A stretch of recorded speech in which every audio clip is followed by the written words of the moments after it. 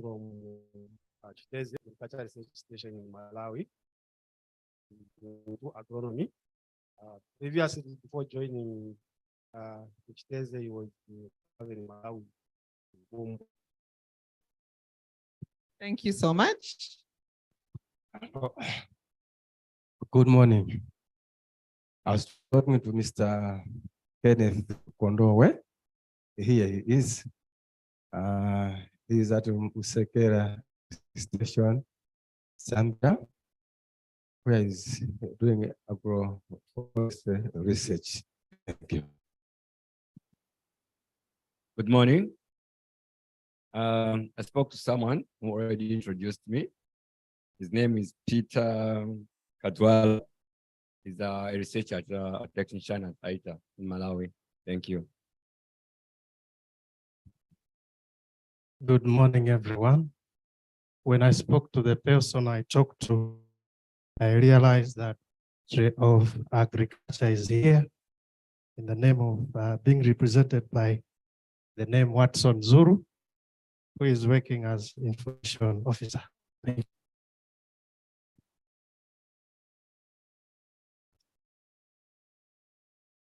Good morning.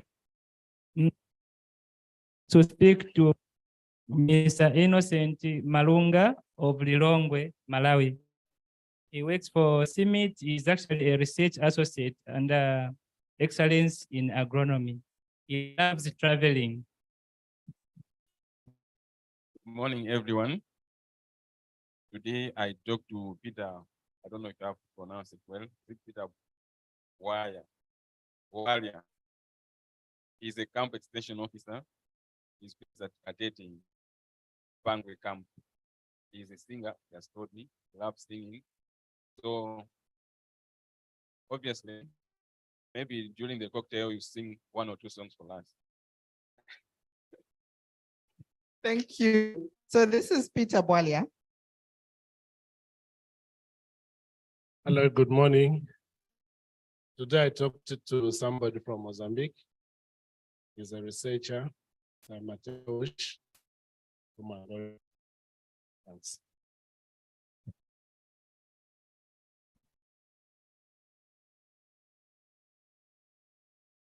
Good morning. Today I spoke to Given Piri, the project coordinator, Solidaridad in Malawi, Mufindi district. He loves his 3 children. Yeah. Good morning, everyone. I had the privilege to talk to Patricia Mascati. Patricia Mascati is from Zimbabwe and she works for Aircraft. She tells me that she stayed in Zambia, especially in Lusaka for some time. She has 3 children, 2 boys and 1 girl, and she loves the children very much. Thank you. Clap hands. I had an opportunity to talk to Mr. Augustine, right? Awere. Yes, Augustine. He works for the Ministry of Agriculture and the Department of Education. It's really nice. And he's a Chipatian, was born here, grew up here. I'm sure married here. It has 4 daughters. I think he's one of the richest potential. Because he could charge 5,000 or 15. Yeah, so it was really nice. Thank you. Thank you. I talked to Samuel Daka there. Yeah, he's a research author at Usekera. He said he loves his work, works on data, works in the field, and he said he loves Chipata. Good morning. I spoke to Pakish. He's from Malawi, under research, Ministry of Agriculture.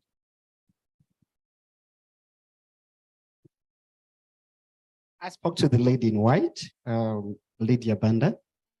Her father, I think, is from Malawi, but she's a Chipatan. So she's a Chipatan based in Lusaka. And she spends much or some of her time in the gym. And then she's a digital technologist doing Vono. I think so far that's what she said. Thank you. Sometimes we also fill in gaps, huh? The bandas are from Malawi. Okay, hello, colleagues. I spoke to my colleague here, my brother, Karim, which is Arabic for generosity, Longwe. He's a PhD student, very conversant with 7 languages, including Hebrew and Bemba.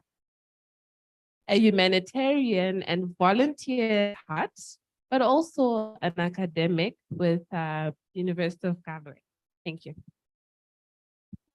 Oh, that was a good introduction for that. No, she's a communications expert, so you can understand. So it was a few seconds, but she managed to get everything.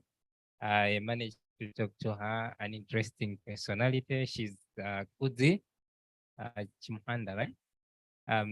She's a communications expert, and as you can see how she has elaborated, and as a totem is the lion. So as you see her, she can roll anytime. Yeah, I can confirm that I interacted with Talakwanji. He works with the Ministry of Agriculture. He's an information specialist. Good morning. I had a chance to speak Portuguese this morning. I talked to Tensino Paulo. He's from Gonia, Mozambique. He's a researcher. Thank you. Good morning. I talk with Flores, Palau Shiteze, Nomi Gomi, Daris.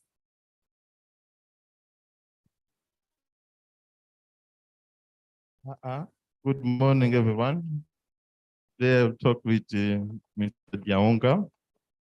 He's a provincial agriculture officer in the Western Province here in Zambia.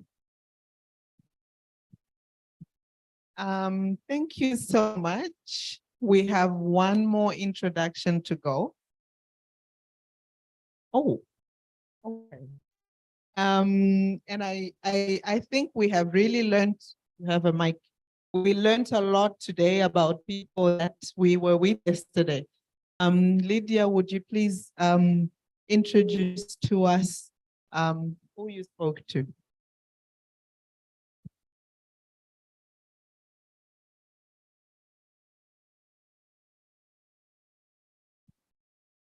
Okay, morning. everyone. So this morning I spoke to Emmanuel Mwale. Emmanuel works for IITA under their communications as well as IT department. Emmanuel's favorite hobby is to play an instrument. If I'm not mistaken, you said trumpet? Can you imagine that? How interesting. Yeah, so that's the person I spoke to this morning. Thanks. Thank you so much. So I thought that was the last introduction, but actually we have 3 more. Can we have them? I'll call on them. I will start with Hyacinth.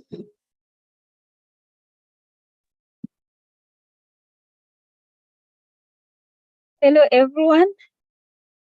My name is Hyacinth Nyirahazmana. I am a PhD student working with the University of Wageningen and excellence in agronomy. Yeah, that is it in short. I'm happy to be here today and to meet all of you virtually. Have a nice day and meeting. Thank you. So much. We are still improving our sound, so hopefully it's gonna get better and better. Thank you, Hyacinth. Next, we have Remeredai. Thank you, Mazito. My name is Remeredzai Oliver Mshangore. I'm one of the PhD students at the University of Galway under the Lake4Deaf project. Thank you. Finally, we have Noel Glovo. Please go ahead. Hello, everyone. I'm Noel Glovo. I'm also a PhD student under the Lake4Deaf program, joining you from the University of Galway. Thank you so much. So that's everyone. Well, I am Majita Chudua. I'm a cropping systems agronomist with CIMMYT based in Lilongwe.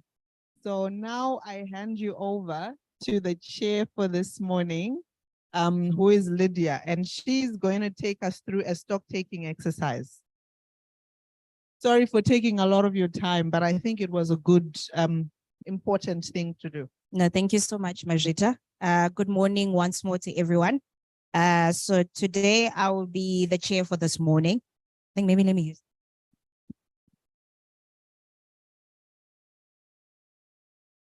Okay, that's much better.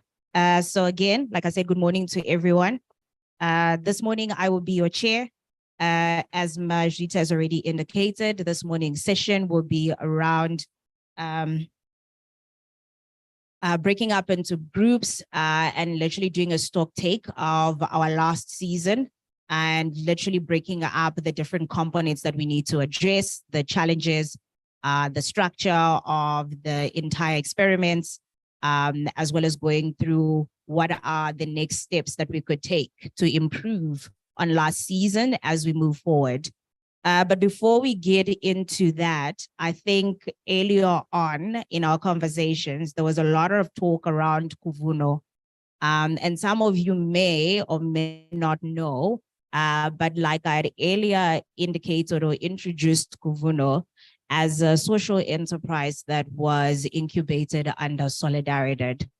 And one of the central key discussions that we'll be having this morning in our individual groups is to look at the best model for actually doing data collection process with regards to the experiment and making it more realistic as possible, looking at the individuals that would be expecting to collect the data and where do we need to make the adjustments. But I thought that before we get into that, it is quite very important to sort of introduce the process that Kuvuno utilizes in terms of doing or facilitating data collection process on the ground. So the first slide that you're seeing here looks at what it means for Kuvuno in action in terms of us establishing or creating a digital relationship with the smallholder farmers. A lot of the colleagues in this room might and are aware of the cluster model. Nothing necessarily very unique about the model that we are utilizing, except in terms of how we have structured and the different innovations we've integrated into the process. One of the biggest challenge that we noticed within Solidaridad when we were establishing Kuvuno was the ratio of extension officer to the number of farmers. And ultimately that meant that the number of farmers an officer would be capable of actually engaging and interacting with was quite very limited, taking into consideration distances that need to be traveled, as well as the number of interventions that need to be delivered. In order to improve on the impact, as well as our engagement or relationships that we have with our farmers in our different projects initiative, it was quite very important for us to come up with a model that enables us to mitigate the initial mentioned challenges. So ultimately, this is how Kuvuno is structured. On the far right-hand side, no, my far right left on the screen, essentially you're looking at organizations or institutions that are interested in engaging with smallholder farmers, but do not necessarily have the capacity. And this is looking at it from a human component, as well as the necessary boots on the ground to start the initial engagements or get farmer easily onboarded onto some of their services or their products that they intend for farmers to gain access to. So essentially Kuvuno becomes the bridge. And how Kuvuno works is that we establish what we call physical hubs just in specific project areas. And that hub structure's main objective is to support close to about 3,000 farmers. And this hub is equipped with what we call Kuvuno agents.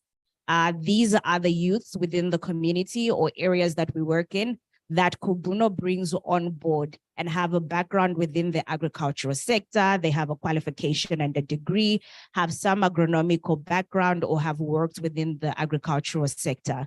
They are on capacitated. And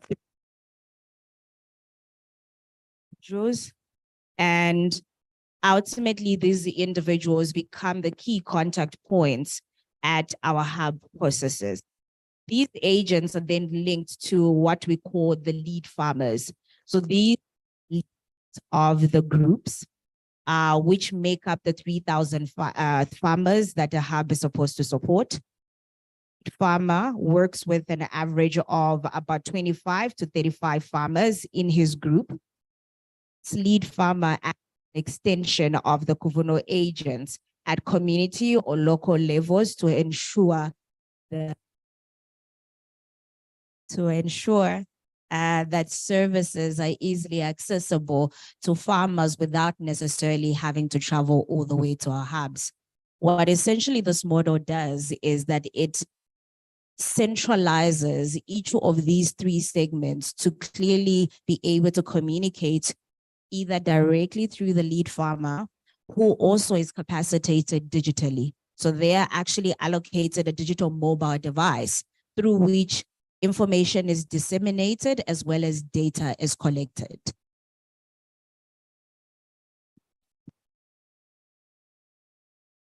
So how do we go about the actual data collection process in that particular model?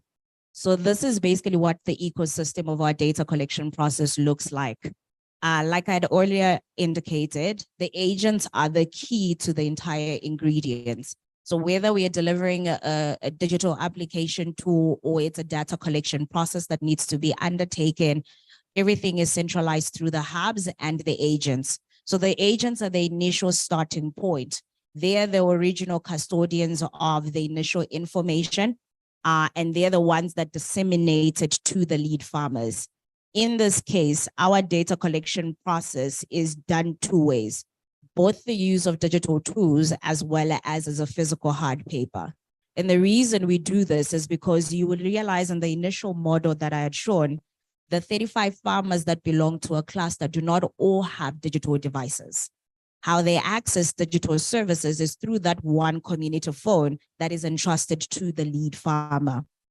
And once the activity forms, which we utilize for the data collection process, have been handed over to the lead farmers are now then responsible for the wider dissemination of those forms to the farmers within their cluster. Now, just remember, each lead farmer needs to only operate at a maximum of 35 farmers for it to be at least be more efficient and manageable.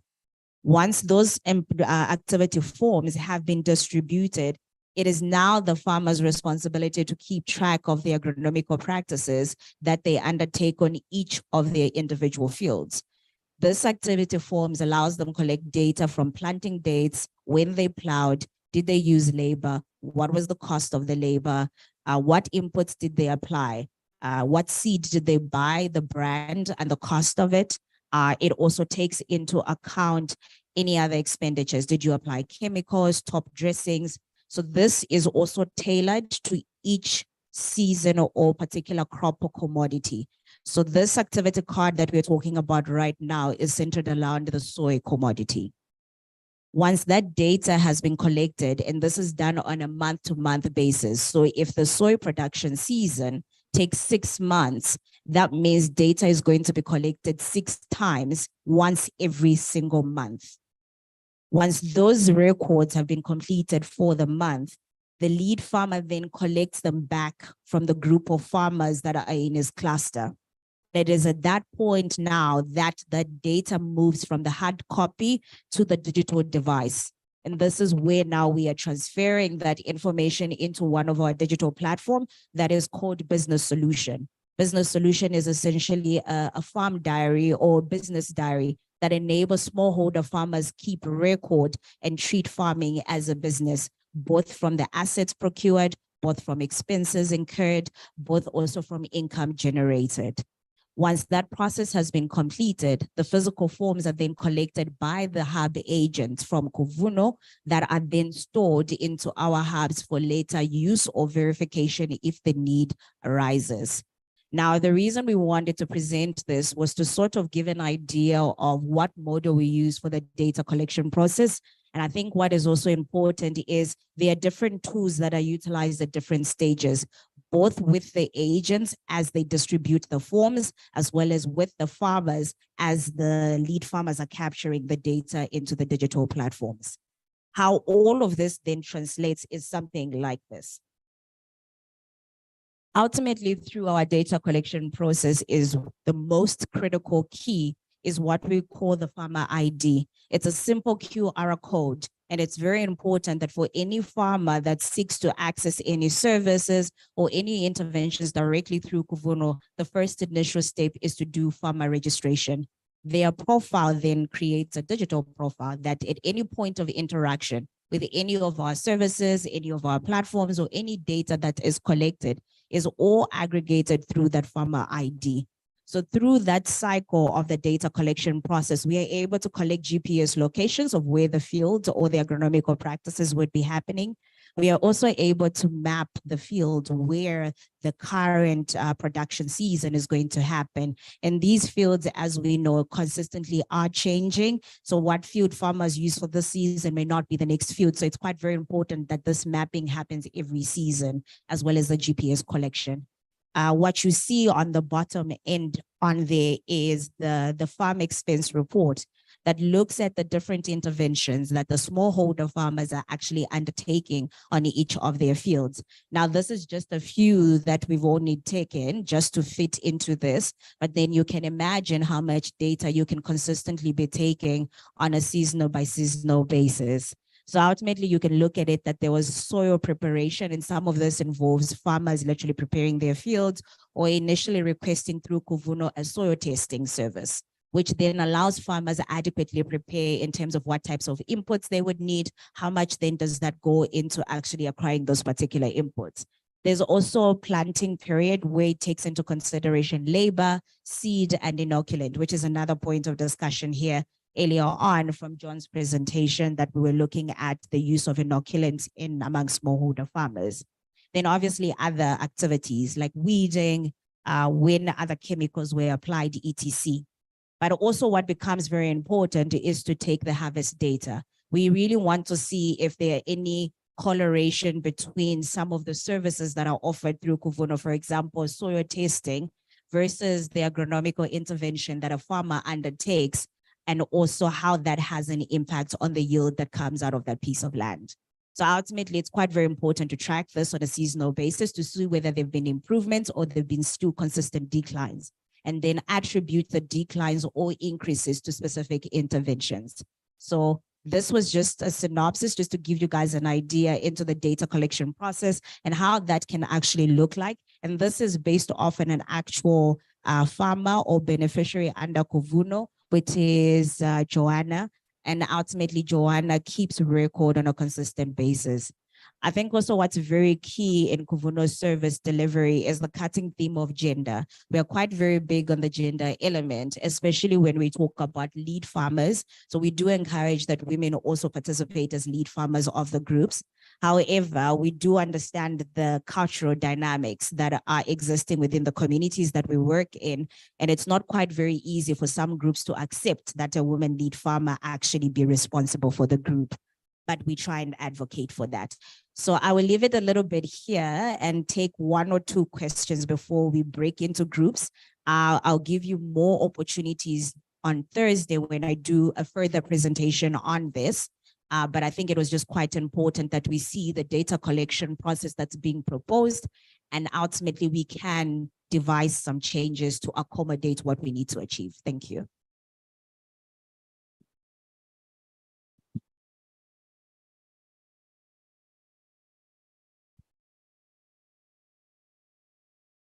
Be shy. Has opened for questions. Madam, I would like to find out if all the farmers are literate, because that is in English, but how do they enter the data in the local languages? Thank you. So all our tools are equipped with the capability to transition languages. So ultimately they can change the application to speak Nyanja, or if it's Portuguese, we've done all the translations in the back end. So ultimately our forms also are translated to allow for that particular capability, so that then it makes it much more easier to understand in the language that they understand. And then they input that also utilizing the language filters within our application tools.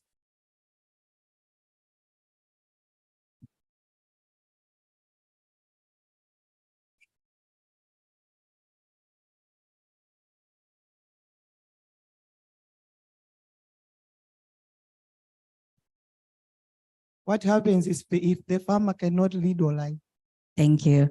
So one of the strategies we've also devised is, like I said earlier on, because of some cultural dynamics, it's quite very hard and we don't necessarily have control of which lead farmer is selected, because ultimately what you want is the endorsement of the larger group. So sometimes a lead farmer that is selected cannot read and write. What we then advocate for is to identify either a youth at the household level of that farmer, who then is capacitated to support them in order to capture the data.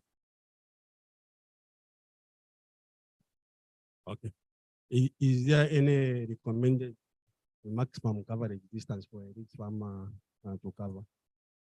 Yes, Brian, can you confirm the distance for me again? If I get you right, you mean like the elite farmer, the area should cover. In our setup, I can give an example of Katete. They are in villages, so it covers for their own village.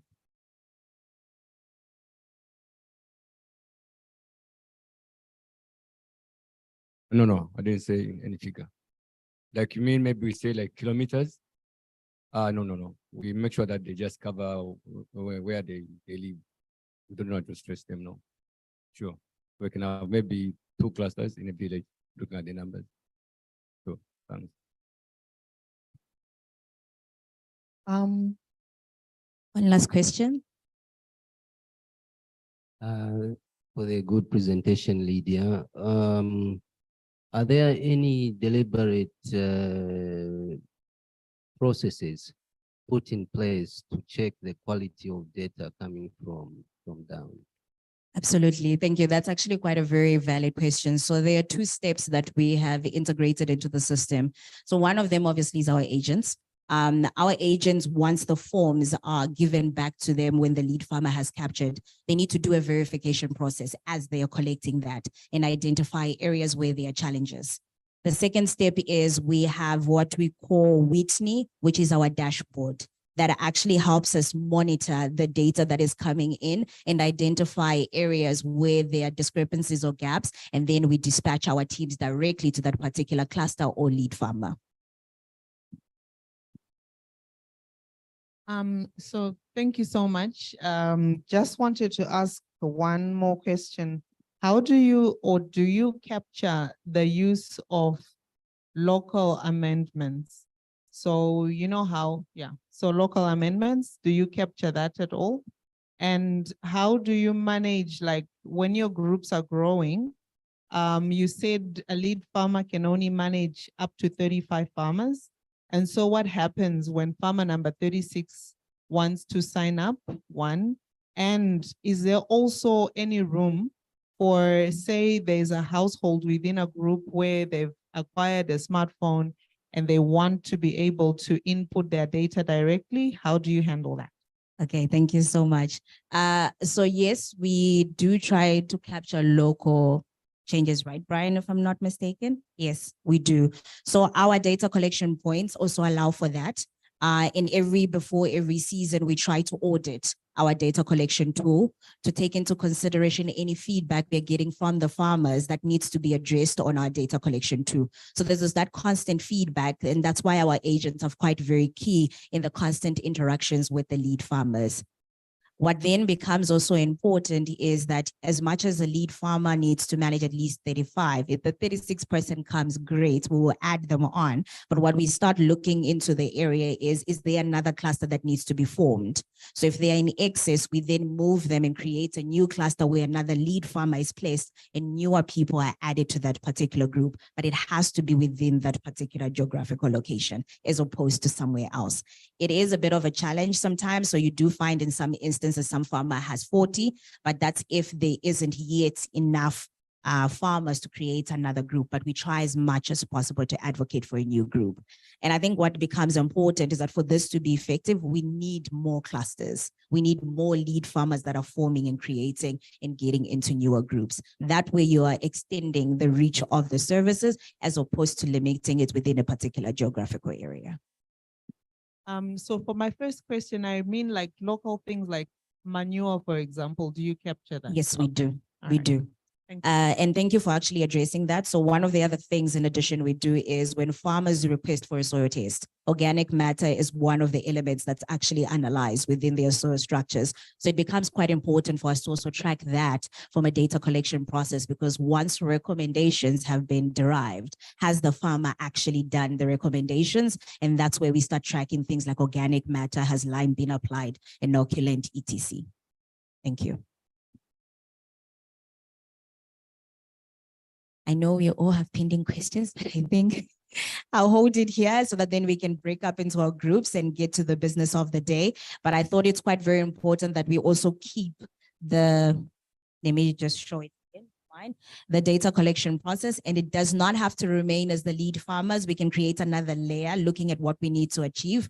But ultimately, I thought we should give an insight into how the data collection process works from a Kuvuno perspective. As we interrogate how we did the data collection process the previous season, how can we build on what Kuvuno has got? Or are there any other changes we might need to make looking at the intricacies of the data that we need to collect and to allow for quality as well? Okay, so I will stop here. And what we are going to do as a starting point is we're going to break up into 3 groups. So one group is Malawi, so we're going to make it country specific. And each group, I will come through and give you a set of questions that look at addressing the previous season. And some of the questions would require that we get feedback from you guys. So for each question, you would need to write whatever the recommendations are or changes that need to happen or any of the issues that have been identified. Please clearly articulate them. And then you will need to select a member from the team who would then be able to present to the wider group once we come back together so that then we can consolidate that feedback. Any questions first from there? Then I will proceed to share the questions. No, they'll be the same question. It will just be country specific. Okay, so maybe we can move quickly to the groups. So you are either Malawi, you are either Mozambique, and you are Zambia. And this will be both for on-farm and on-site discussions as well. Thank you.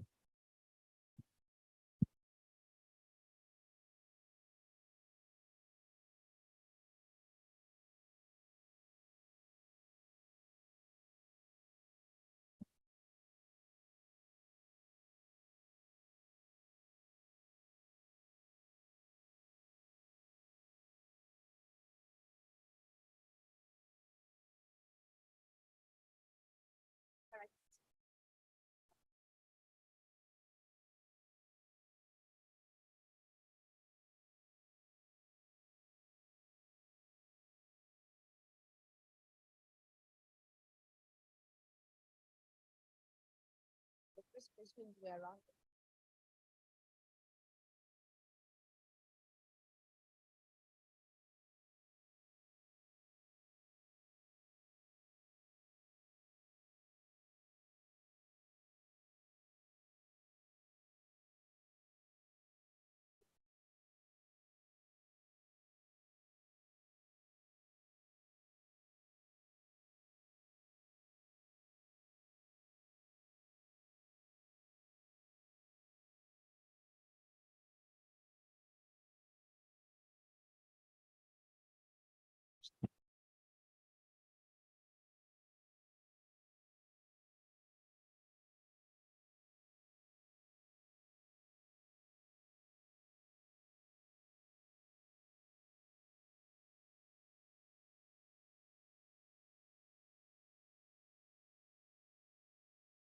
where the treatment or experiment we did last year.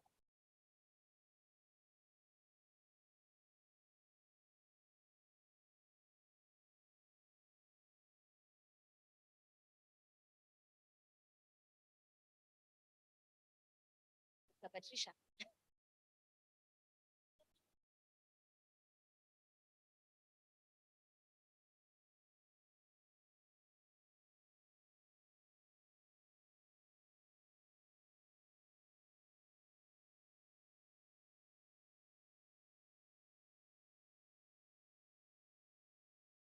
And then the second question under trials, the last one is what are the resources required?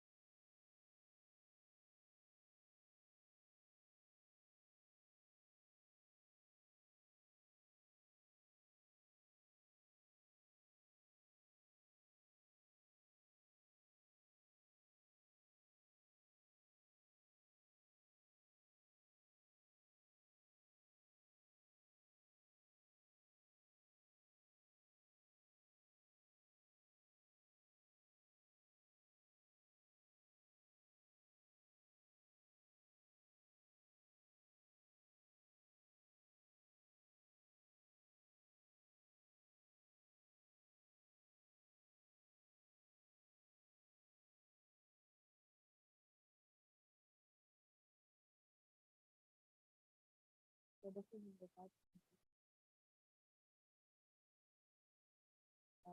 so what is assistance?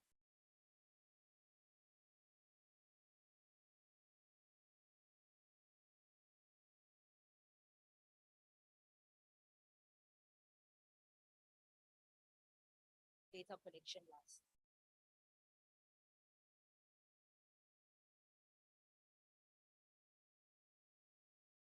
And we want to ask a question around the protocols. So,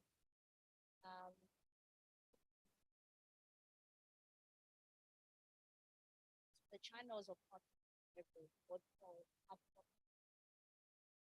there's channels of delivery, farmers, delivery.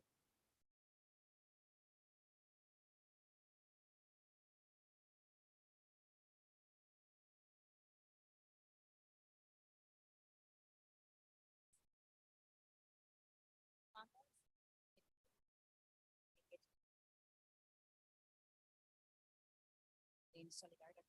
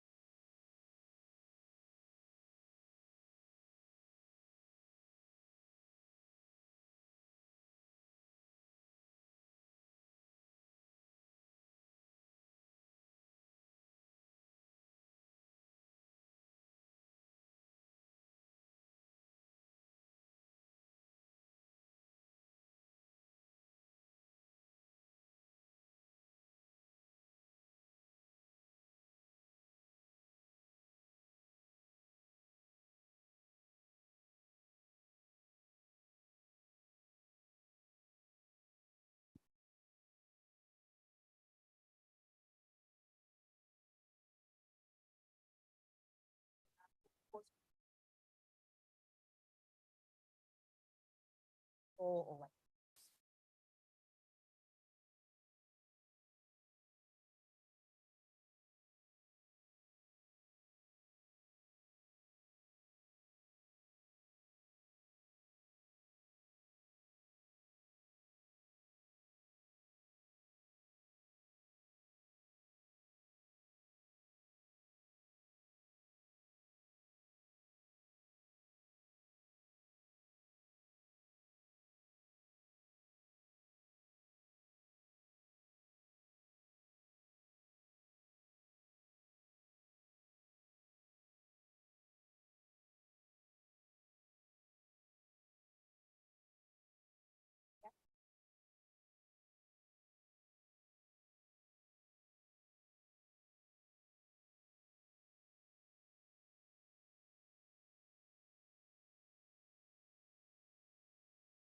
All right, just your attention for a few minutes.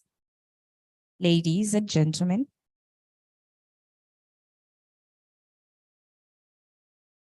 Thank you very much.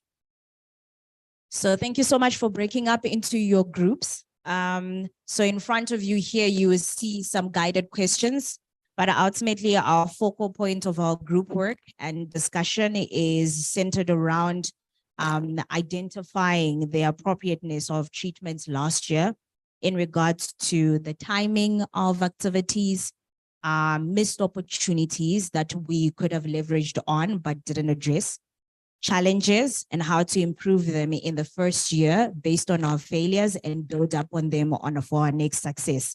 So in front here, you will see some questions to guide you into your discussions. This is based on our stock take for what we did last season and how we can use some of these questions to plan on how we can be successful in our next season. So please note that they've been divided into two. One is around the trials, actual trial implementation, both on farm and on site. Then the other section is around the data collection as well as the handling of data, both also on site and on farm. So these are guided questions, but again, the focal point of some of our discussions are also in the program, but please do raise a hand if there are any questions or clarifications that you need. Thank you. Yes. I don't know why Isaiah. I think Isaiah just reminds the name Lydia. I know, right? But guys, please don't look at this. My name is very special. It appears everywhere. At this point, I should start charging royalties for it. But ultimately, these are the tasks that we need to do in each of our individual countries, both at country level. Like I said, these questions apply for on-site as well as on-farm. The idea is to identify the challenges, the planning opportunities we missed, how we can plan better for the future. These are just some guided questions to sort of come up with the right responses or feedbacks that we need to take into consideration. Thank you.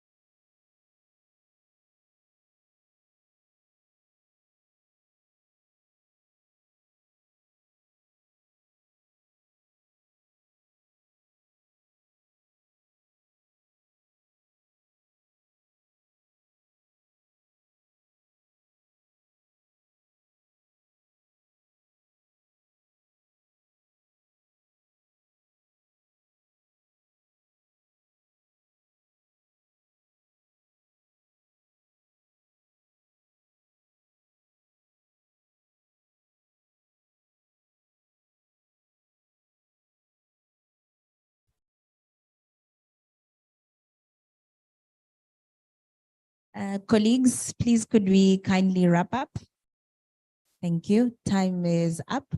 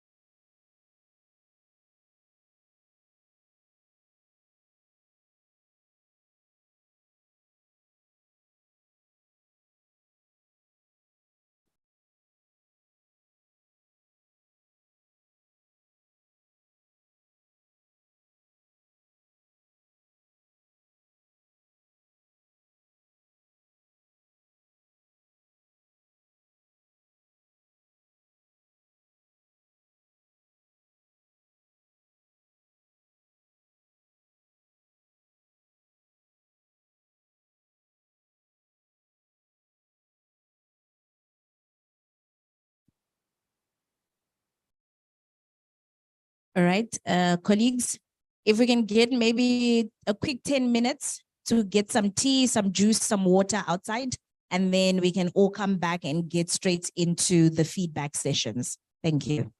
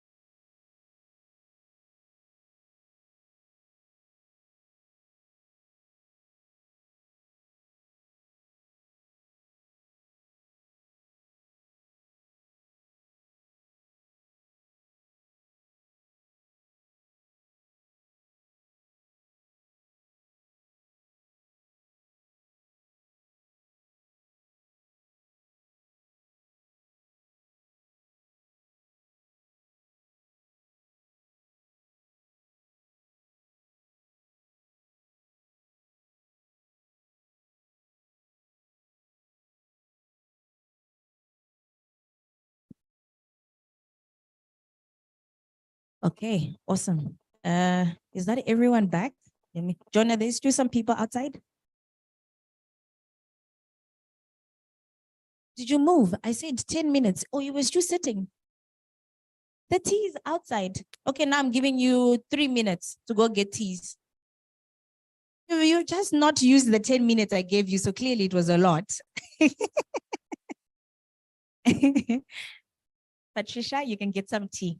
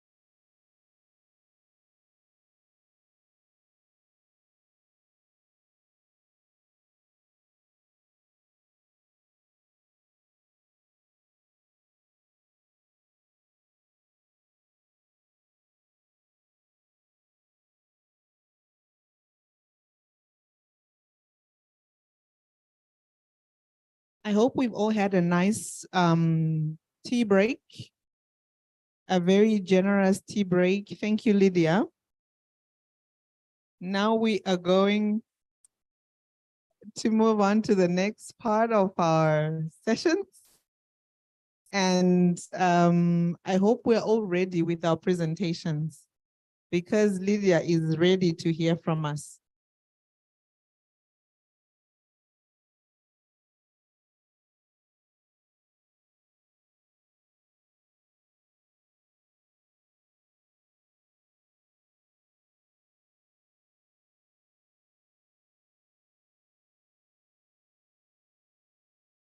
Your seats are waiting for you.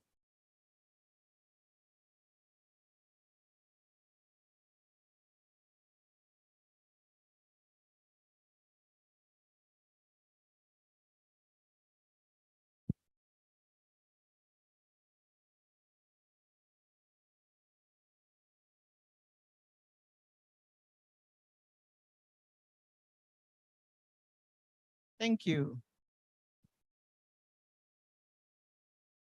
Can we start, please?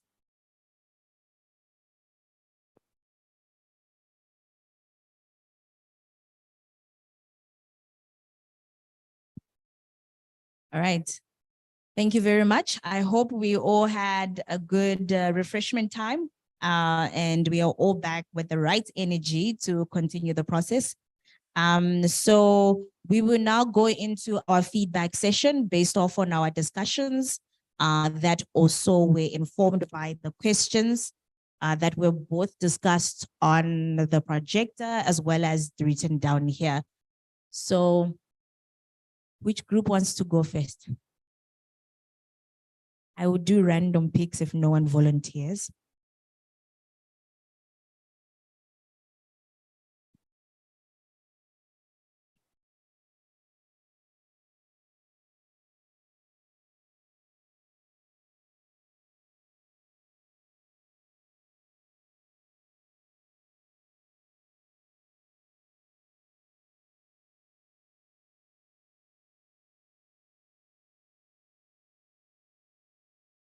All right.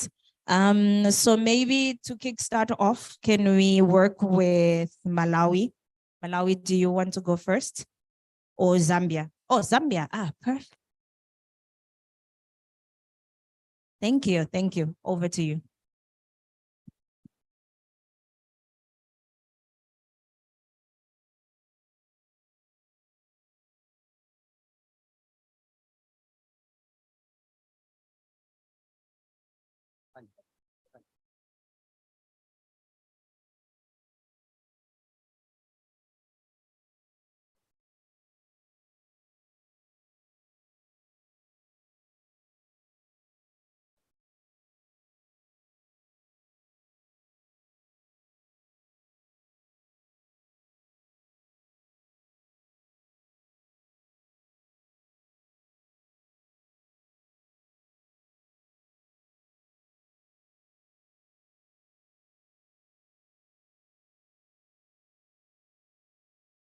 All right.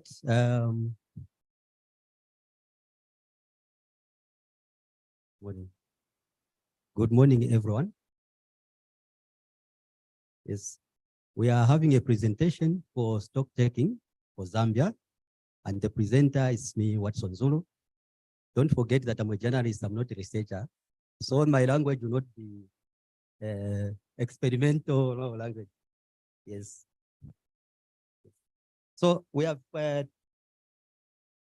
questions. The first question is, were we able to implement both trials correctly, on farm and on station?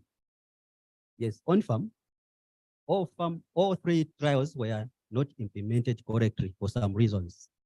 I'm sure my team is going to support me on this one. Give out the reasons why. Then on station, out of the three trials, only two were implemented correctly. Yeah. Then when we say on farm, we mean the trials in Katete district. Here, Zambia is Katete district. Then the second question is, were the treatments or experiments appropriate in your view? Yes, on both sides, on site and on station. What are the resources required from a capacity perspective? According to here, Zambia, what they have observed is that there's need to increase the number of staff to implement on-farm trials. There's also, the project should also offer trainings to staff in trial implementation.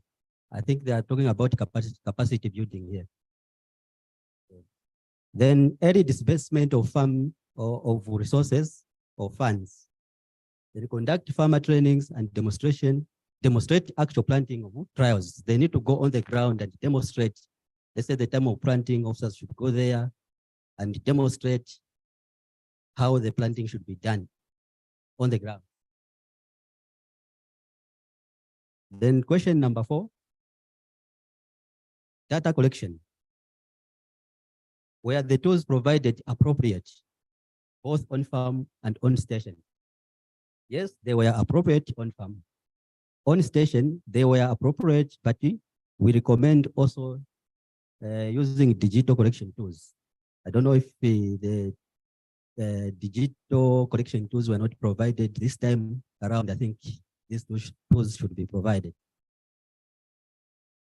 Then we go to question number 6. Number 5? Oh yeah, question number 5.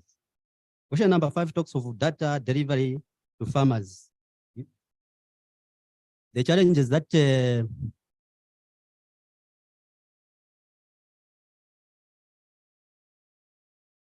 okay, the challenge that were faced during data delivery, nothing happened. Channels of data delivery from this. Nothing has happened. Yes, this one has not been done. Sorry for that. This one has not been done. Then the proposed channels of communication. The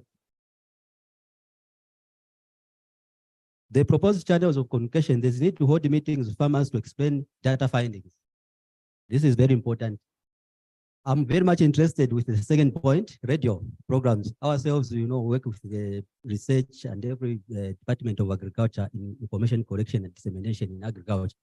So this point number 2 is very important. Do radio programs in local languages. I think that one will also help facilitate the implementation of the project for farmers to understand what they're doing is right. Is it right or wrong? Yeah. The use of translated scripts and brochures. Brochures or scripts should be translated so that it suits the language of our farmers. Then last question is on, which is question number 6. Talks about the mode of communication between the farmer up to soil use case team. According to the proposal that we have as Zambia, we are saying that communication should be, farmers first identify the problem, then they communicate to the BAO, the extension officer, or solidarity officer. But this one can be vice versa, because we cannot depend on the information that the farmer collects and work on it. If an officer, let's say the BO, identifies the problem, he is able to go and collect that information and forward it to ZARI. So we are talking about confirming what is on the ground by the officers from Solidaridad and the Ministry of Agriculture itself. Then the information should go to ZARI and so use case team. Then it has to work vice versa. Again, information can come from top there going to farmers. Thank you. If there are questions, I think you can ask the questions. My team is going to provide answers.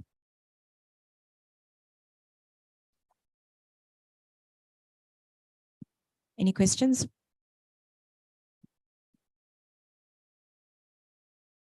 It's just a comment, not on the whole thing, but just occurred from when I saw where you say hold meetings with farmers to explain data or findings. I think that's a very good thing and a very, very important part of this exercise. Actually, after what we have done here, we have reviewed and planned for next season. I think the same process somehow should cascade to the level of the farmers that are taking part. The issues that Pakiso was raising yesterday about farmers saying, hey, We don't understand why you are doing this. Why do you want to take my time? It also normally emanates because we just go there. We want to rush to get our data and move away. We have no time to engage the farmers to explain to them what we are trying to do, why we are doing what we are doing. Why does this one have a trial that is comparing the times of plantings, whilst the other one has a trial that has fertilizers and so on. All these things need to be understood at the local level so that they understand that we're just doing it to share the load, and that we need to really do it as passionately as possible, rather than just being implementing as directed. So I think the engagement with farmers for me is really a key step in this, if we are really going to get some serious support from the farmers on the ground. Thank you. Any other questions?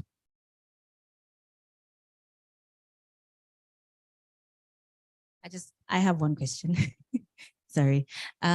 So one of the things I just wanted to find out is because the entire experiment was based off on a particular protocol, which I would assume was a guideline for how trials and experiments were supposed to be handled. Would you guys be able to say that the protocol was structured in a manner that was easy to translate into application of activities on the ground? And do we think that farmers understood in light of their knowledge and literacy levels on what needed to be done on the ground?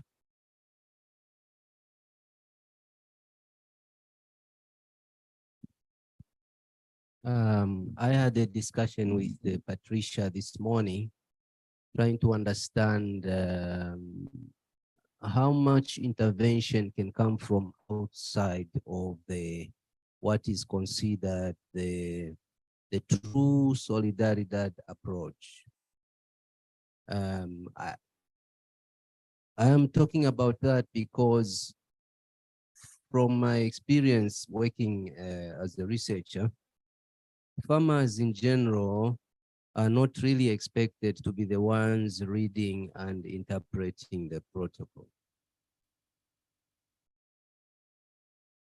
So what I consider more effective is that there's someone who is on the ground, perhaps a Solidaridad extension officer or government of the Republic of Zambia officer, who has interpreted the protocol and they are planting with the farmers. For me, my experience usually actually, I go into an area, if there are maybe say 30 farmers, you call all of the farmers to one area and establish 3, 4, 5 sites. At that stage, you get more confident that they are able to implement. If we are going to leave the protocol to the extension, to the farmer, it's not going to work. I like being positive, but I doubt. Thank you. Follow up.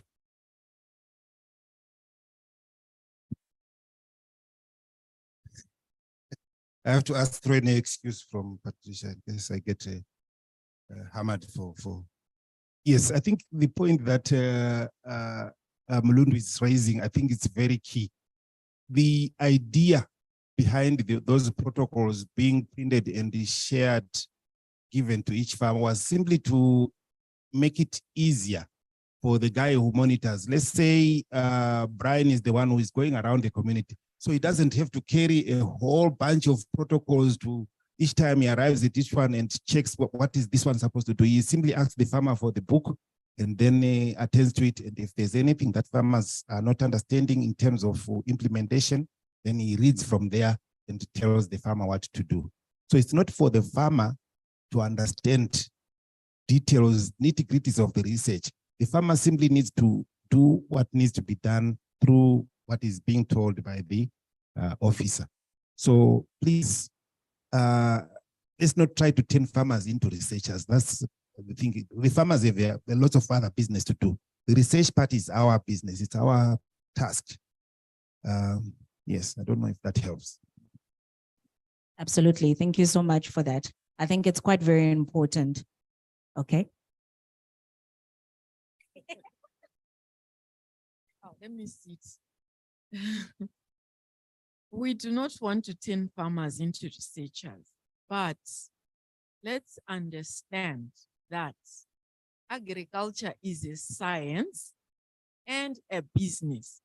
So let's work together in finding the best ways we can make our farmers understand, for example, the importance of fertilizer.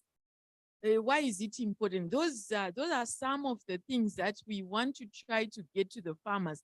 Not that they should be able to measure this and this and this, although they are supposed to do it, because for them to know that my fertilizer has worked the way it was supposed to have done it. But it can be put in a way that it's in small chunks, not too big. So let's be thinking about what are the best ways we can communicate information to farmers so that they understand the science part of agriculture. So yes, it's important to be thinking about these things, how best, because we know our extension farmer ratio. It's very wide, right? But we still want them to produce, to be productive and move out of poverty. If there's someone from Ministry of Agriculture, I think that's our aim, right?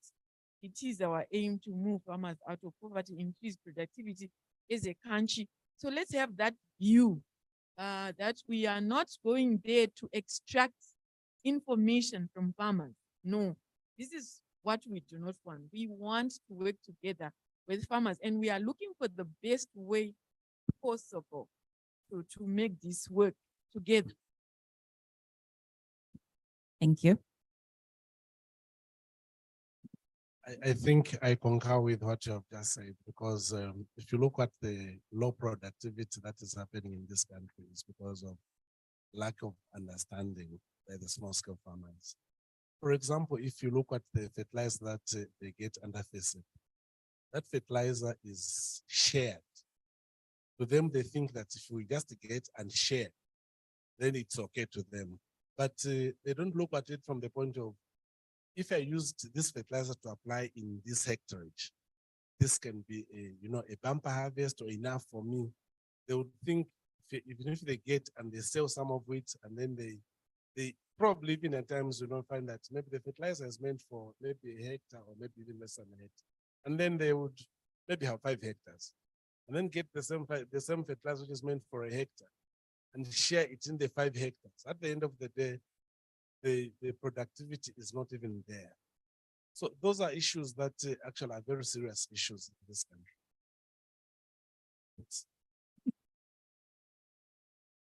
Thank you. No, it's not. It's just to further clarify. I think I agree with what both have said also. The only thing is we're trying to distinguish between material that is put out there as part of a research protocol and material that is put out there to advise or as an advisory to farmers. So what is important from what Patricia and Mr. Nyaonga has said is really that when it comes to the information that we are disseminating to farmers, then definitely let's get them to understand the science. Why are we saying the basal fertilizer has to be put before planting? Why are we saying the inoculant should not be put on the top of a truck that is transporting fertilizer to Katete from Chipata? What happens if the inoculant is not kept under conditions that are cool, this kind of thing? So those are important. So what we're trying to do is we probably would need to make sure we distinguish between what we are trying to put out there for general information for farmers and what we are putting for the research purpose. So what we are saying is maybe trying to follow on what Mulundu was saying. He's saying let's not offload our business and try to push it down on the throats of farmers and say, you farmer must measure this, must measure that, which is supposed to be our business. This is for research. But for informing the farmer what they need to do if they need to grow a successful soybean crop, that's a different story. Let's definitely package it correctly so that it really sounds appropriate to their understanding.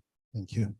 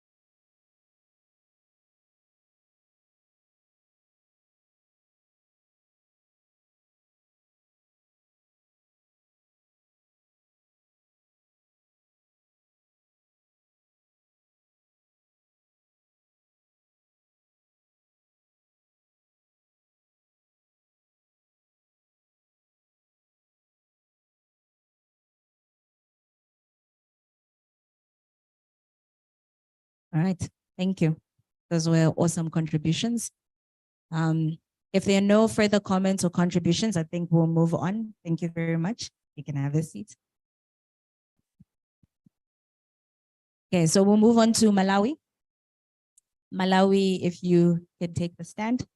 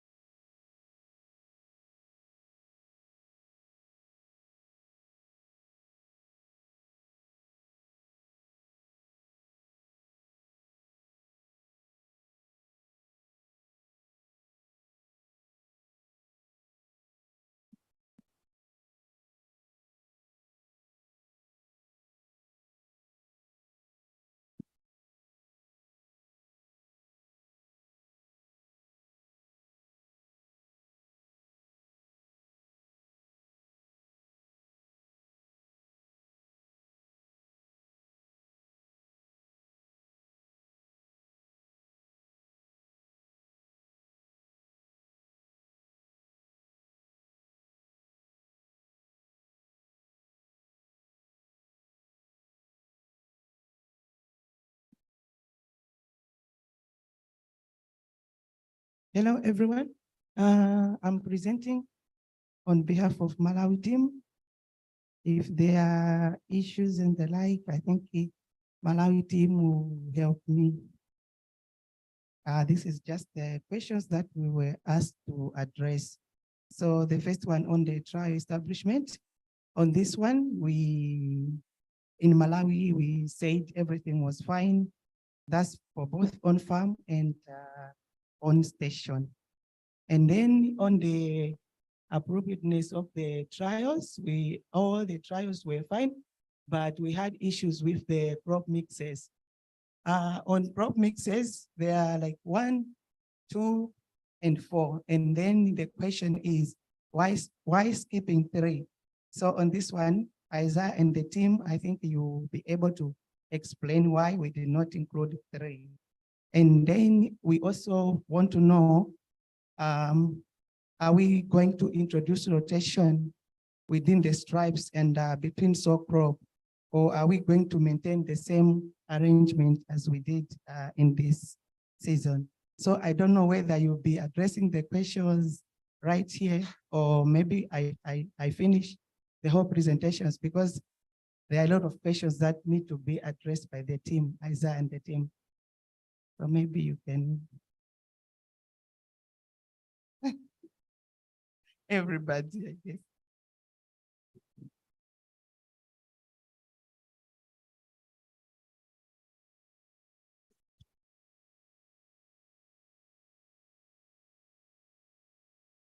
Okay, so somebody from Malawi, please, you need to be taking notes. So yes, the strips are supposed to be alternating positions every year. And yeah, for the one where you have maize on the same row as soybean, obviously there you maintain. If it is a continuous maize or a continuous soy, then also it maintains. But where it's supposed to rotate, then it is or shift position, or where you have these strips, then they shift positions every year.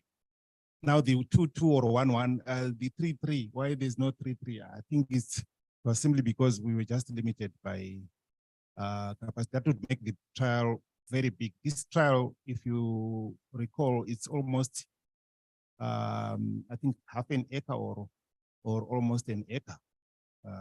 So this is a massive trial, and we couldn't make it any bigger. I don't know if there are any suggestions of having smaller ones of that version on farm. I think that will be, but again, that means also extra work there. So yeah, I think we have our limits. Okay, thank you. And then for the on-farm, Given said he received a phone call from the farmers. They were asking as to whether we are going to maintain the same fields or not. I think there are some issues there as to do with the field. So we want to know whether the farmers can maintain the same field, or maybe they can have an option. John.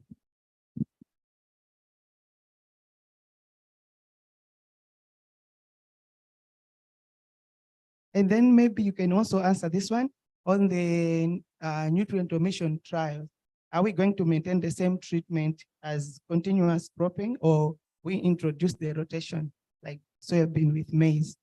So you can just tackle the two together. So I'll start with the on. So for the on farms, there are 3 trials, and I think they will follow the same explanation. The 2 of them will follow the same explanation as Isaiah has given, the validation and the crop mixing, the crop establishment. So those ones will follow the same explanation. But I know later on we are going to also discuss about the validation again, which has expanded, of course. So it will be another discussion altogether. But when it comes to the north, the farmers will have to change, because where we have legumes now, already there will be an accumulation of rhizobia, and we don't want that to be carried forward. So the place where they will have to change to will have to be a place where they have grown cereals previous. So like last season, they didn't have legumes there. So the same will also apply for on station. So we will have to find a place where we have we had cereals. All right, That thank, answer. thank you. Oh, you want to add also?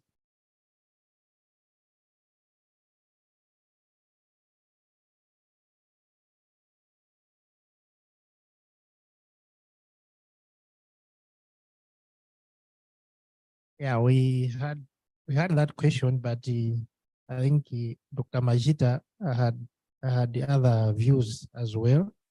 So maybe she can contribute what she was thinking, and we reach a consensus. Yeah.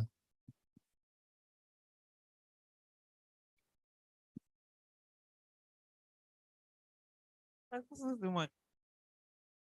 Thank you for bringing the mic to me.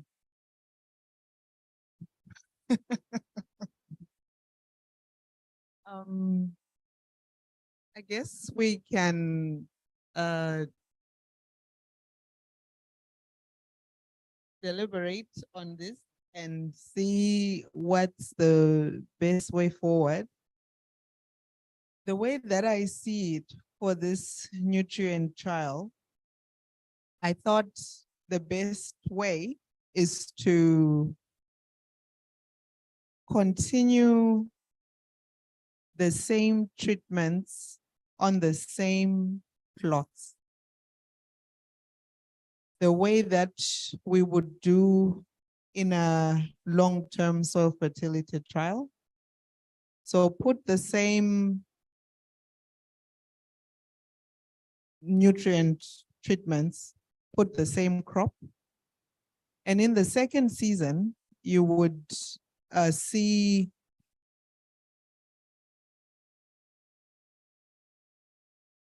like a more pronounced effect of whatever treatment you are putting in.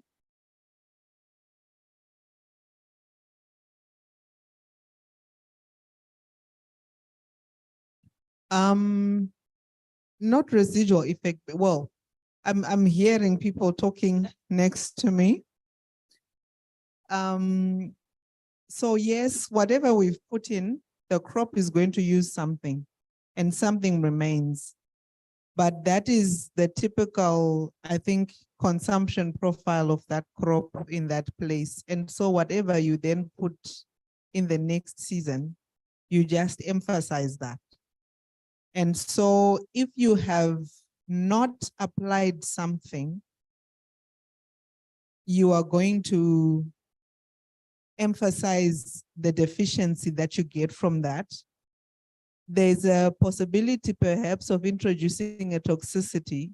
That's a possibility, but I don't think with the treatments that we've put in there, we really have that risk, considering the crops are also taking something in the season.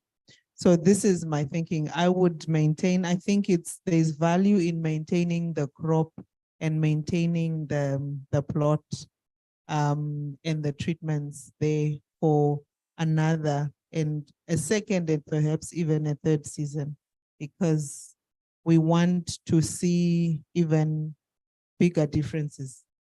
But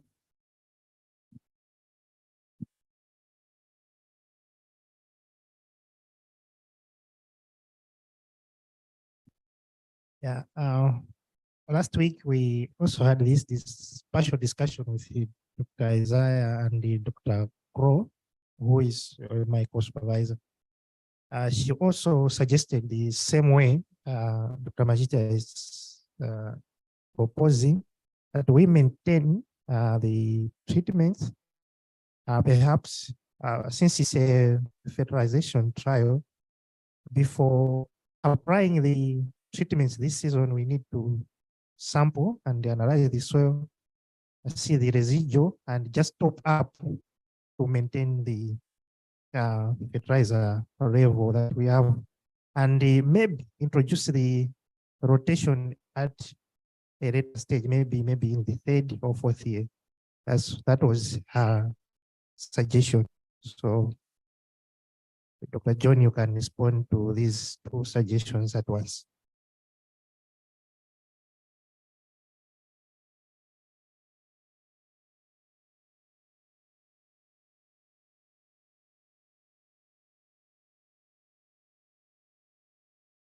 It is good to repeat and see the buildup of nutrients over time, or the leaching or whatever that will happen if there is a lot of rainfall.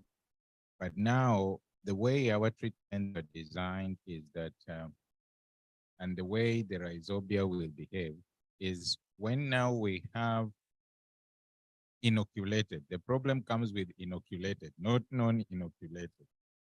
The treatments with inoculation, once we inoculate, then we start having a buildup of rhizobia. Then we reach a plateau.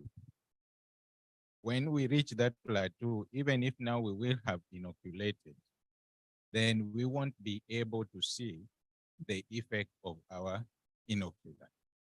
So that is where the problem arises. So, but generally building up, because the rhizobia will build up and up to a certain stage. And that is why you start by using the starter nitrogen. Once you give the starter nitrogen, then the rhizobia will build up. But now when you go up, you go above that, then the native rhizobia just say, okay, then we have food. Why should we labor so much and we have everything for us? You are doing everything for us. So that's why for inoculated, it's problematic. But for non-inoculation, we can do that and see the buildup. So I don't know how we can go about the inoculated part. For the non-inoculated, that's okay.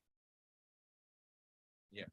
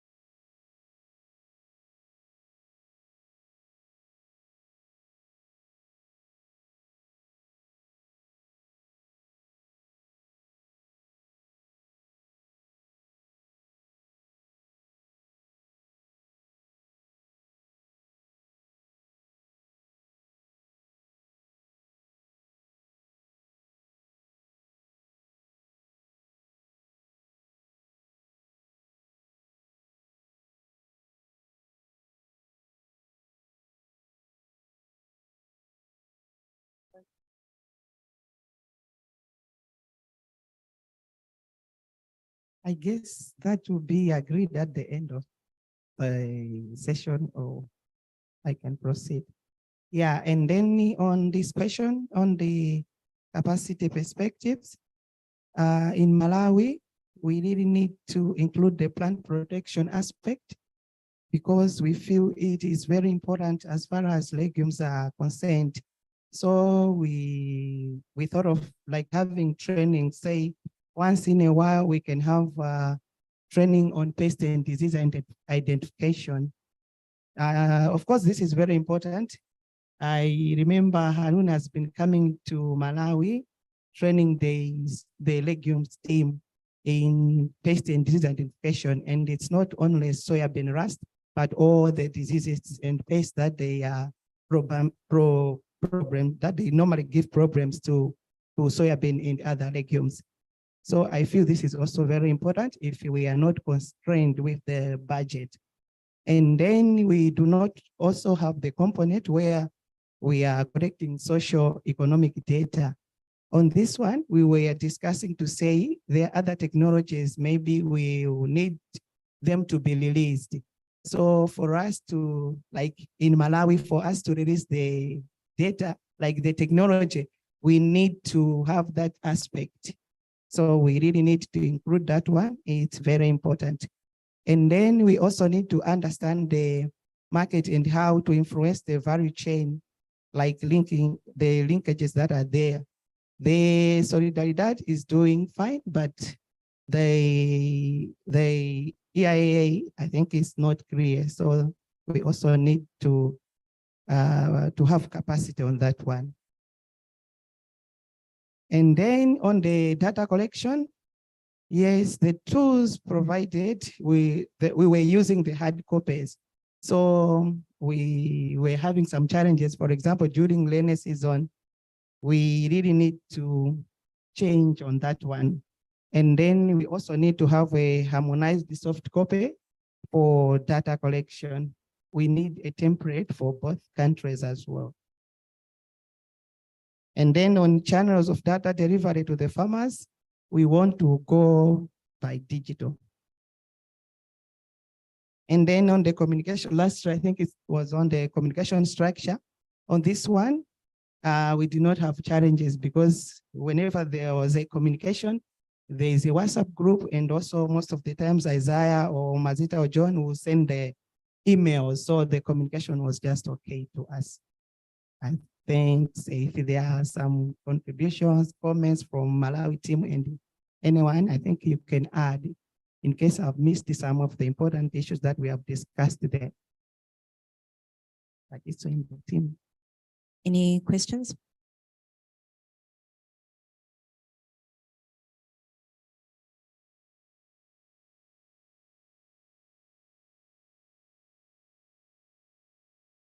Okay, maybe before you, I just want to cross-check from Isaiah and the team to say, like, do we have like capacity to train the technicians, say just once, for disease identification, so that we cannot be, because normally like at Chitete, we need the crop protection guys to go and do the diseases calling. And then those, we also need to give them something like maybe allowances and the like.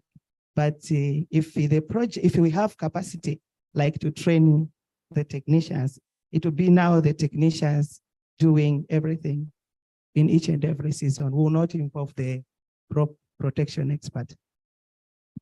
Florence, you make life difficult for others. Isn't it like you guys have certain technicians that are working on this trial? No, it's not everybody who works on those trials, isn't it? No, but of course, yes, we have special technicians working on the trials, but sometimes this whole team can also work together. Yes. Because Florence, the one problem that we have is to try and please the whole world. We cannot. Okay, Mazita will come in just now. But I think okay. Just once. Okay, I wanted to just provide a little bit more context before you come in and give a response. So in Malawi, we have this technology release, what is it? Technology release committee. Yes. I think Zambia has the same as well. Is that correct? Yes. So those technology release committees are a good way for us to think about scaling whatever we have developed on the different initiatives. So what I am understanding, if I understand well, is that for whatever you want to submit for technology release, you need to have data on the labor requirements for the technology. And you also need to have data on disease and pests management associated with that. And so it means if we are thinking about technology release, and we do need to think about that because the initiatives all have this work package that thinks about the scaling. We need that. So the question really is, how can we integrate these requirements? I know for sure, like it sounds like for Malawi, it's mandatory if we are going to put it through technology release, but I'm not sure if it's also mandatory in Zambia, but it would be great if the teams in the 3 countries are all capacitated for the labor stuff as well as for the pests and disease management. So if we have someone from the team or from the national teams who can train everyone, is that something we can think about? And is that something we can afford on the use case? Okay, thank you. I think you've handled several issues there. the first part I would say on the labor, I think we've also discussed this with one of the students, Hyacinth. She was talking about doing labor assessments, and I think from the plot sizes that we have on our experiments, particularly on farm, these would probably be too small. And I was recommending to her that if she needs to do some labor assessment, then she could take up some elaborated sizes of these experiments and implement them separately and then make the labor assessments there. But I think that's also something that is subject to discussion here. Then the part on the pest and diseases assessments and this training. For me, I think you could use both approaches. Either you organize a special training or it's something that could be incorporated in the protocols that are going to be implemented. And when you do these pre-season preparations or engagements of whoever is going to implement, that's when you then bring it forward. And obviously, for example, we might want to have somebody who assesses on the leaf rust, something that really affected us last season. I think that can be done. So I think both ways would be feasible. If the budget is not too huge, then that's fine. But what I'm trying to get you to not have too much of an appetite for is to try and go to Sunbed Hotel for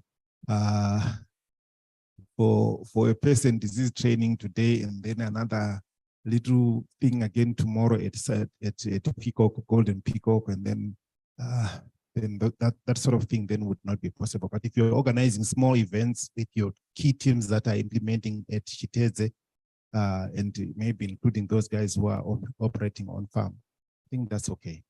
Yeah, of course, it can even done, for example, at Chiteze for the whole team, and then on farm can be done also right there, not just bringing everybody to Sunbed or somewhere where we'll spend a lot of money. And also, I think it will be good to include it in the protocol to say, so we'll be able to know this time we are going to identify pest and diseases. So it will be good if you include it in the protocol. Yeah. Thank you. Thank you. I have a question, Dr. Isaiah, on the demonstration you just spoken about here. There was an element or recommendation around sampling the soil.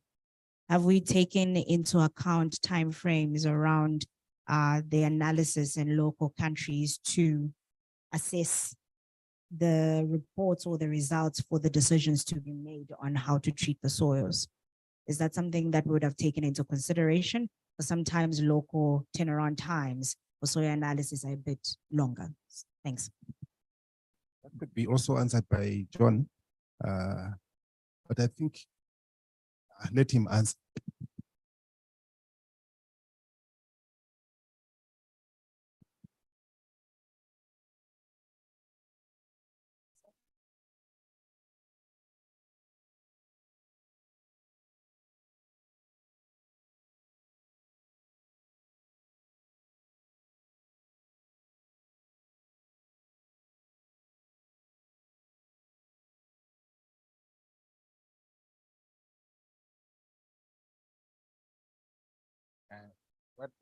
What is happening is when we started, we went into a blind, right?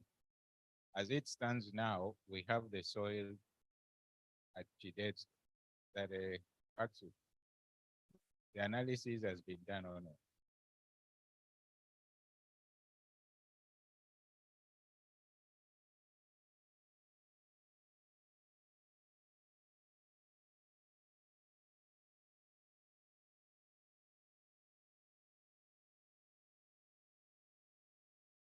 Yeah, they came in a bit ready. They were consolidating from all the countries. So we submitted at a later stage. But for the trials, they are almost done. Maybe by end of this week, we'll have the results. But for the farmer, for the yield cuts, we haven't submitted. We discussed with Innocent that we should not balloon them with all the samples, otherwise we'll compromise on the quality of the results. So let them finish the first tranche and we submit the others. So based on that, it means that we will have to wait for this soil to be rejected, the data. Yeah. And then from there on, then we can make a decision on the way forward of this. But then going into the next season, there are those trials that we had applied fertilizer. We really don't understand the nutrients that they have in the next season. Yeah.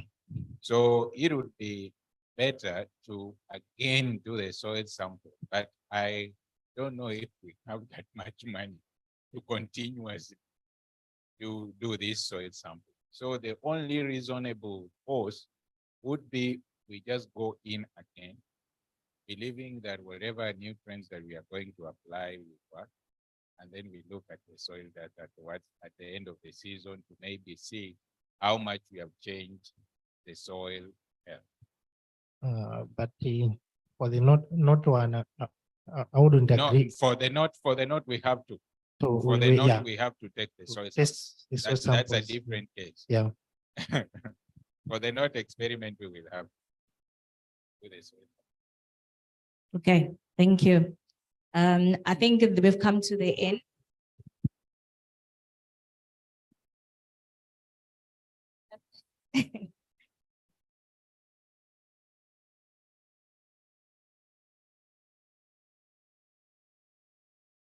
There was an issue about the structure of communication that I thought did not include farmers in any way. And I thought maybe you could just highlight what you think about that.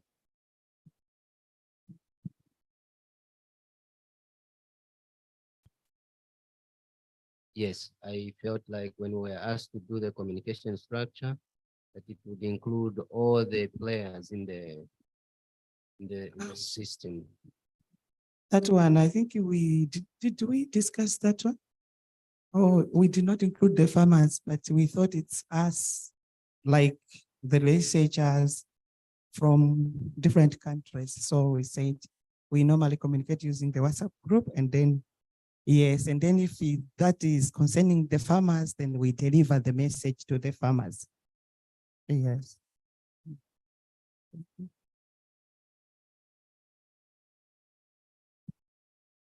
Please allow a round of applause, please. Thank you.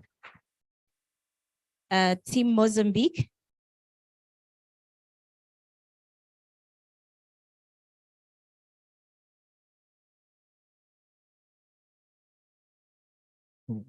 Em português, Moçambique fala português.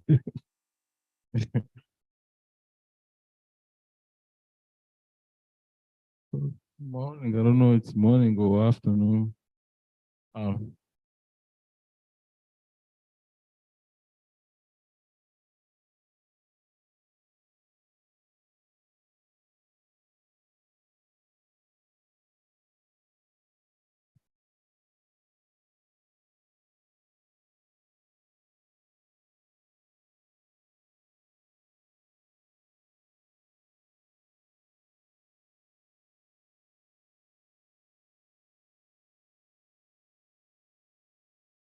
Yeah.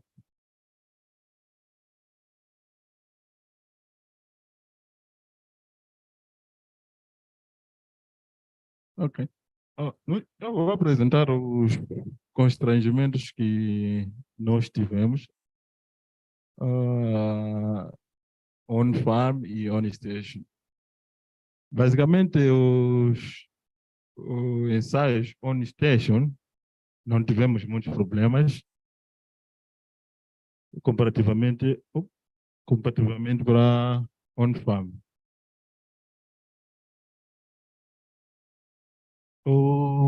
Acompanhava a time de solidariedade na implementação dos testes ao longo da época.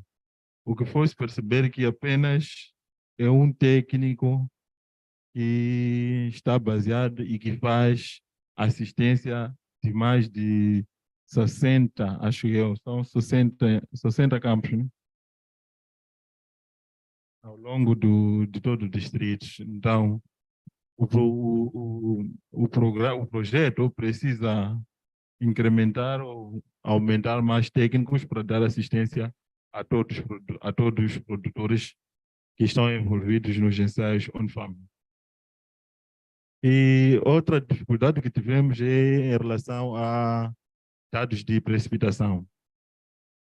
Tivemos para a ONStation, tivemos um dado, um pluviômetro que não era capaz de acumular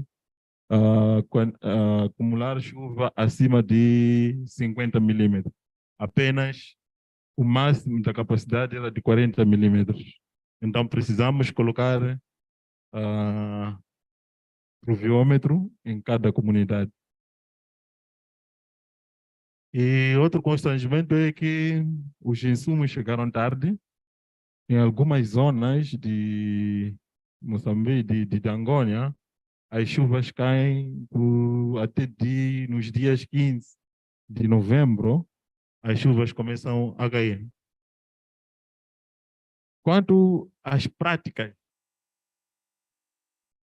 quanto aos tratamentos, o número 2, a única prática que nós tivemos dificuldade é o crop establishment no tratamento de conservation agriculture, de agricultura de conservação, onde nós temos que transportar restos para colocar no campo. Então, esta prática acho que não é funcional para os produtores, não há onde conseguir fazer isso. Né? Então, não sei qual é o mecanismo, ou usar green manure, sei lá. E o outro problema que nós tivemos é de rust, né? Ferrugem. Mas esse notou-se mais para os ensaios on-farm, porque on-station nós tivemos atenção e resolvemos. Então precisamos ter os químicos para ferrugem. Infelizmente que em Moçambique o químico para ferrugem, o preço é muito alto. Acho um litro está por volta de $40 por aí. Então o valor é muito elevado.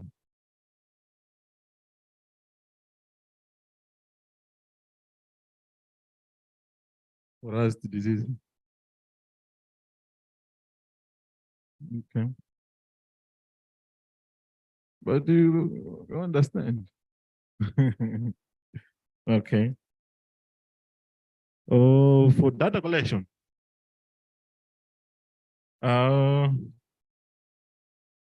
tivemos problemas com o aparelho de medição, que a quantidade de grão, principalmente na soja, a quantidade de grão era muito pouca e que não satisfazia, não cabia naquele vácuo do medidor.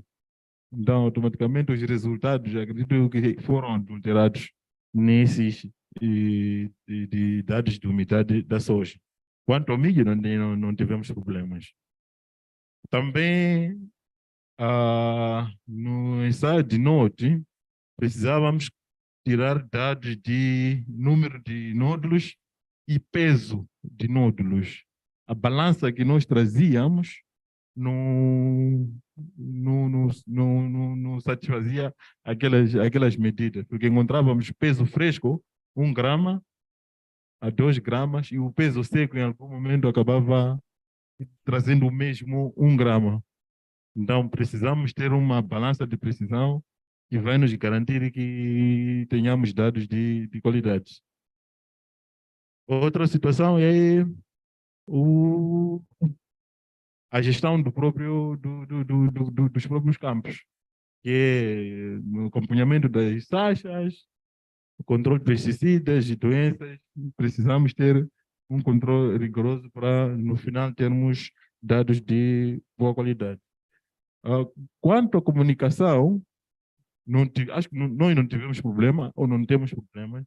Por qualquer dificuldade, conseguíamos comunicar via WhatsApp, em algum momento, a partir do e-mail. Acredito que tudo que tivemos como algumas notas, alguns constrangimentos na implementação desses ensaios em Moçambique. Lídia? Done.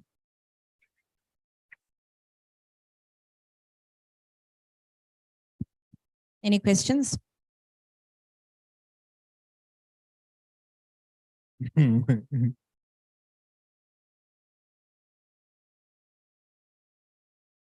To know, so it's, for example, the scales for measuring the nodules. Not to say. Is it what you do not have the precision scales to measure the small quantities, and then what's the proposition? What should we do? Even for the moisture, our Zambia team had the same issue, right? What did you guys do for moisture? The pequeño cantidades de nodo.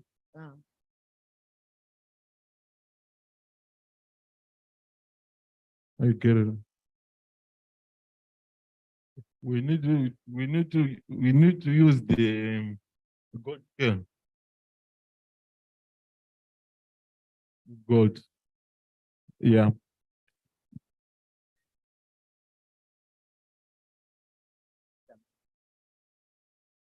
Used there. Because this one needed quantity. So yes, yours will be Big one. Asian.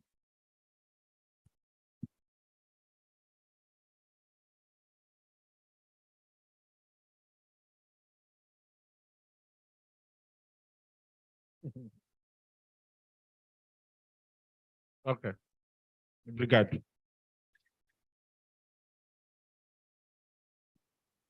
All right, thank you very much. I think we have come to the end of my session. Not yet. Okay, so are we getting the transform team and Solidaridad, or we are skipping that?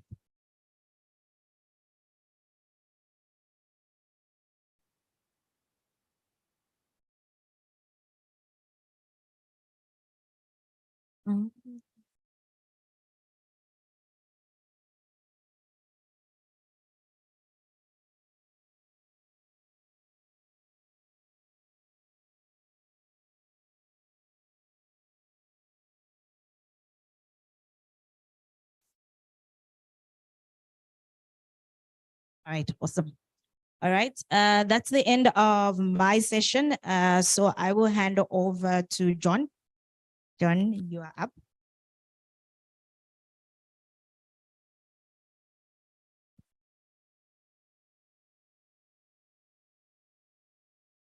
Process. So what we just did is to start us up to think of how we address the future. But I think if you check on your program tomorrow, we still have this planned activities in year 2, chaired by Patricia, merging needs of research activities and students' activities, merging issues from the proposed activities, and so on. It's all about really trying to wrap it up in terms of what we are planning to do as we move from this place after tomorrow. Okay, so don't throw away what you've already put together as country teams. Thank you.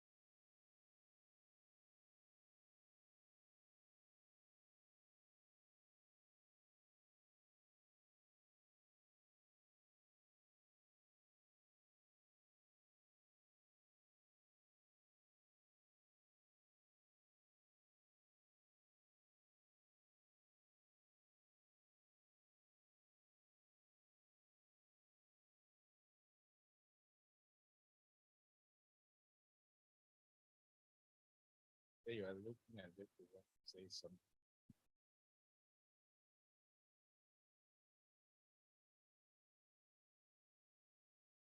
So my job is very easy. I will this session out.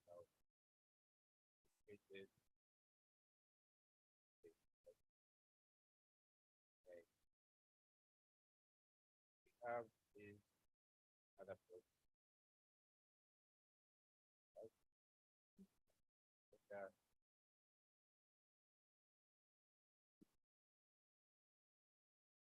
Okay, in order to achieve our objectives.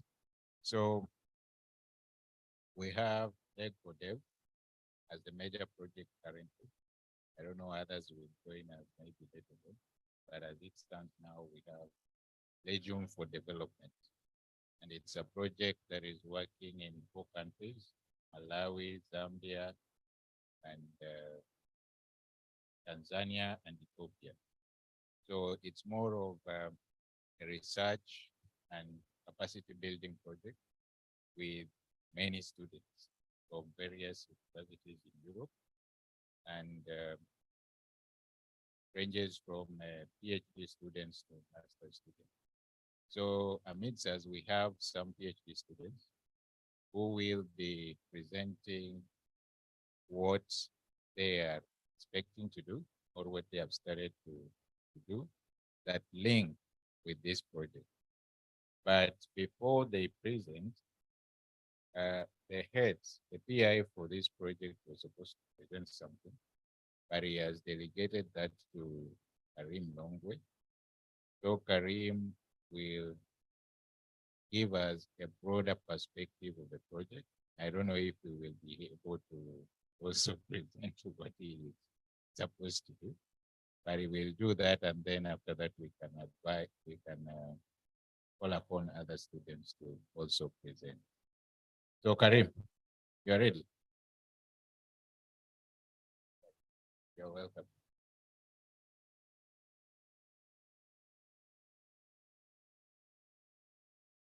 I think the one for Karim is too long. Yeah, the one for Karim is too long.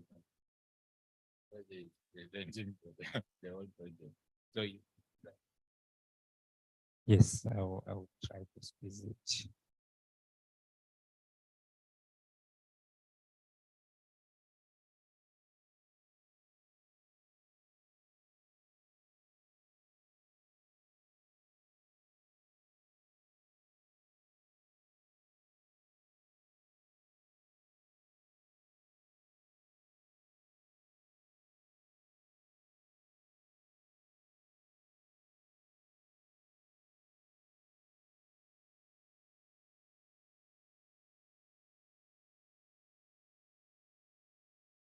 So good morning, good afternoon, everyone. Again, as highlighted by Dr. John, I'll give an overview of the Lake for Dev research project, and then highlight identified research activities that are or to be implemented by a range of students, and for possible linkage with the soil use case, excellence in agronomy. So Lake for Dev, a broader name is more of legume-based agroecological intensification of maize and cassava cropping systems in sub-Saharan Africa for water, food, energy nexus sustainability, nutrition security, and livelihoods resilience. So I'm presenting on behalf of the professor and everyone involved.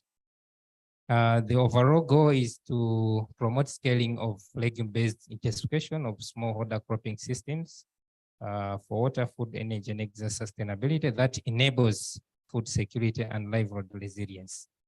It is implemented by a number of partners led by University of Galway, and then other 4 universities that are involved. There is SLOU, University of Hohenheim and Wageningen, and then CG partners, ERI, IIT, and CIMIT. There's a website that is developed. You can have a look at it, and then a LinkedIn, a Twitter page. As I indicated, these are the principal investigators contributing to the project, and the actual research activities are to be conducted by a range of students. These are the few that have been highlighted from the 4 universities, but there might be more others that are to come in. So basically, as it has already been highlighted, this is a multidisciplinary project that is aimed at conducting research and innovation that enables the scaling of legumes for sustainability, nutrition, and livelihoods. The idea is we generate the research and innovations that are needed for scaling partners to scale the legume innovations. So the scaling partners would be development partners, government energy agencies, NGOs, farm organizations, and other private sectors. There's this year of change, but I will not go into detail. I think it's very detailed, but I think it might be covered in the next slides. But the overall goal is transformative. The impact is transformative impacts on smallholder livelihoods and climate change resilience from legume scaling for development outcomes.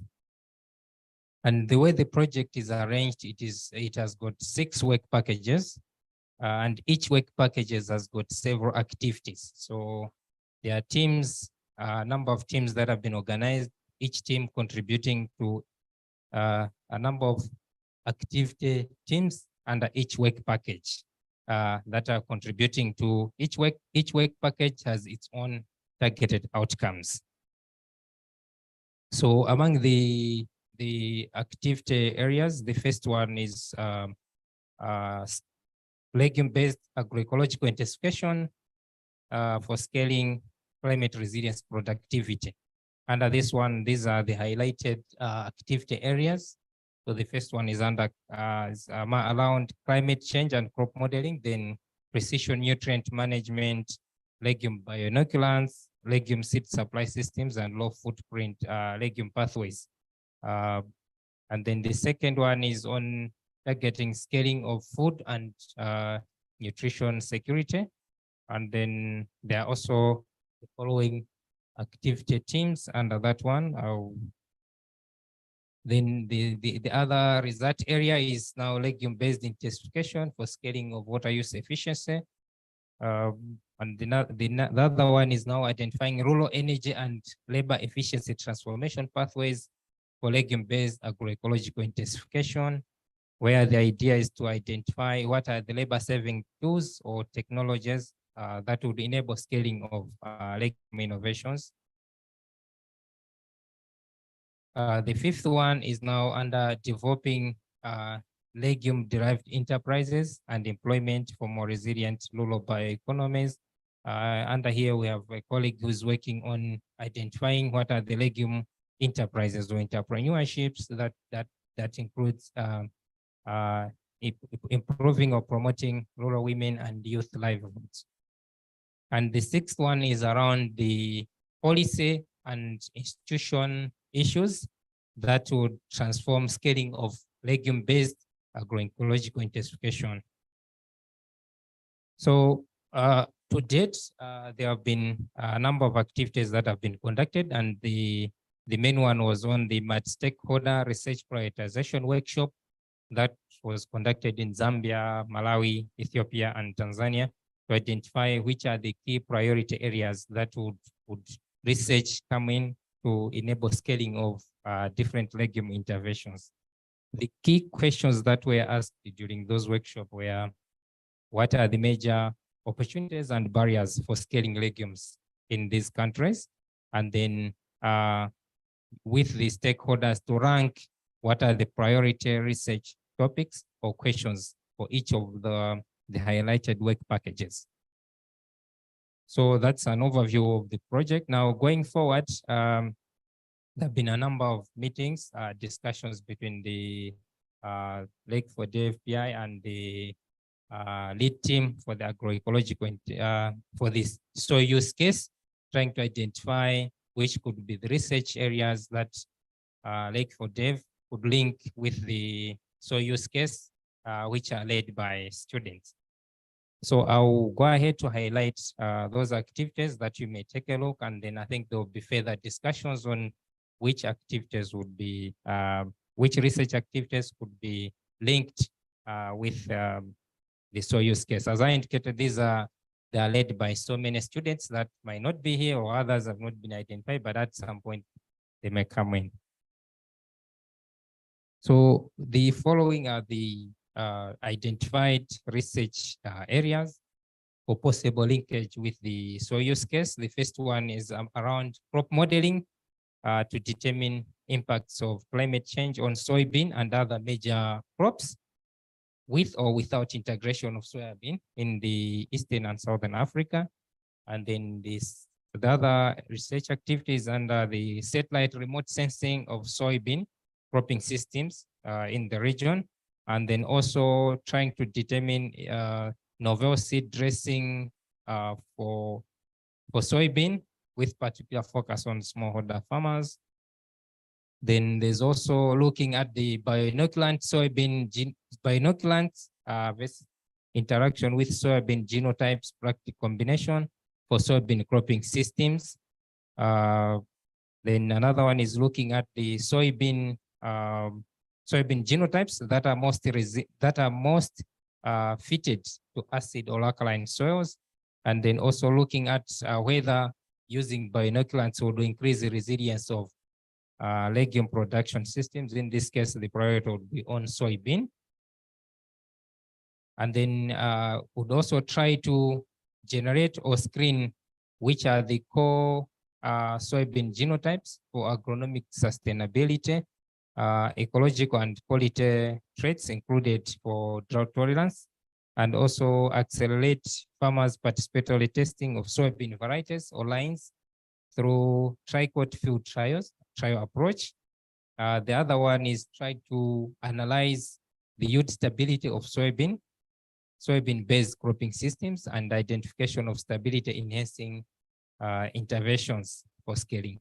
And then we'd also try to look at calculating the fertilizer use reduction and savings that can be achieved with soybean scaling in the region. The other one is identification of soybean varieties with traits for improved multi-cropping systems. And then the other one is identification of soybean varieties to support agroecological processes and generation of evidence from the field trials. But we would also try to look at the yield gap decomposition for different soybean mixed cropping systems. Under the, I would just try to highlight that these are falling on different activity areas on the second column.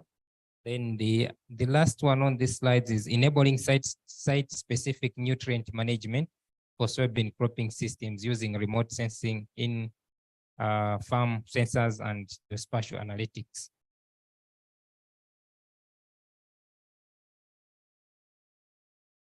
AI-enabled digital agronomy advisor for soybean, and then modeling soybean contribution to sustainable protein supply and nutrition outcomes, and then development and testing of nutritious soybean-derived food products. Then integrating impact of genetic and agronomic biofortifications of soybean cropping systems, including mixed with biofortified cereals. Would also, under the same activity area, there will be soils, agroecosystems, and biofortification, trying to understand the relationship between soil minerals and nutrition qualities of soybean grains.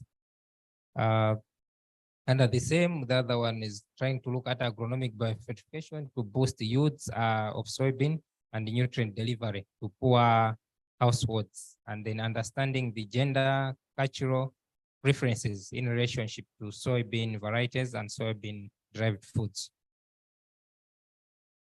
Falling under the activity area 2.4 would be analysis of aflatoxin and aflatoxins. Then looking at the investigation of soybean rust reduction technologies, and then also under the 3.2 would be looking at the water use efficiency field trials for the soybean germplasm and soybean cropping systems, and then looking at precision irrigation and water harvesting for soybean cropping systems. Still going forward with the identified research activities, there's another one that is looking at field trials for labor saving tools, the ones that I highlighted, and then soybean rural bioeconomy for biorefinery models to strengthen employment and economies. That is falling under activity 4.3.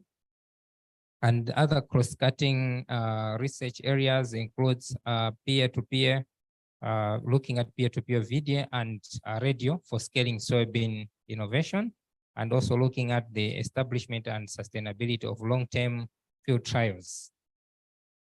Like in this case, I think an example would be the one that was developed by GLOTN. Then last but not least would be looking at development and scaling of soy cassava peel for livestock production. So as I indicated that there have been discussions, I think there will be next steps so that we identify which are the more suitable for linkage with the soil use case. I think reaching this far, I would like to appreciate for your attention. Thank you so much.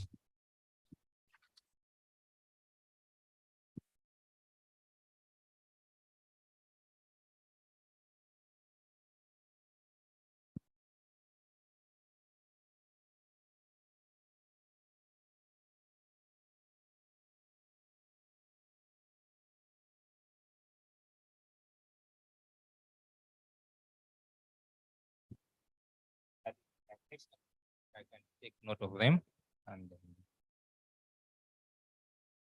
I think I have other colleagues who can also, yeah, like is here, and I think other colleagues are online. So if there are questions that they can be addressed, yeah, we can answer. And no, it's not a serious one, but I wanted to know if there is potential to change. Like the last thing, I saw it from the beginning when we were presenting, like on result number 5, which is more to do on the entrepreneurial part, the business model of soy. And I saw like at the end, it's soy and cassava peel. Can it be soy and maize to suit the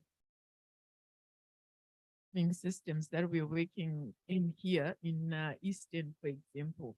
Yeah, that's what I wanted to add. To say instead of cassava or ours. Remy, you've noted.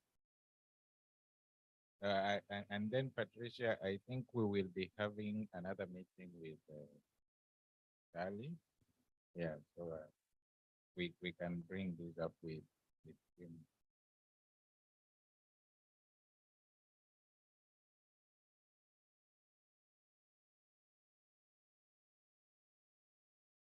Karim, you're good.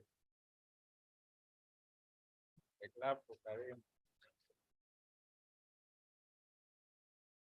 Now the next presenter will be Patricia Mwaka.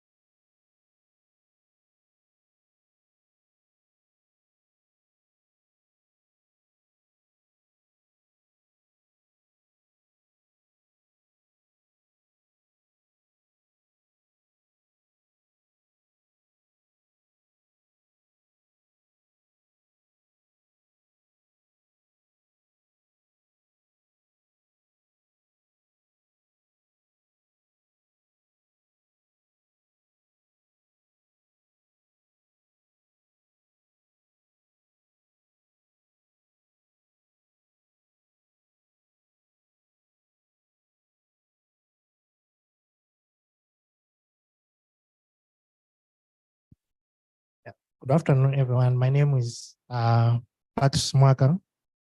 I'll present,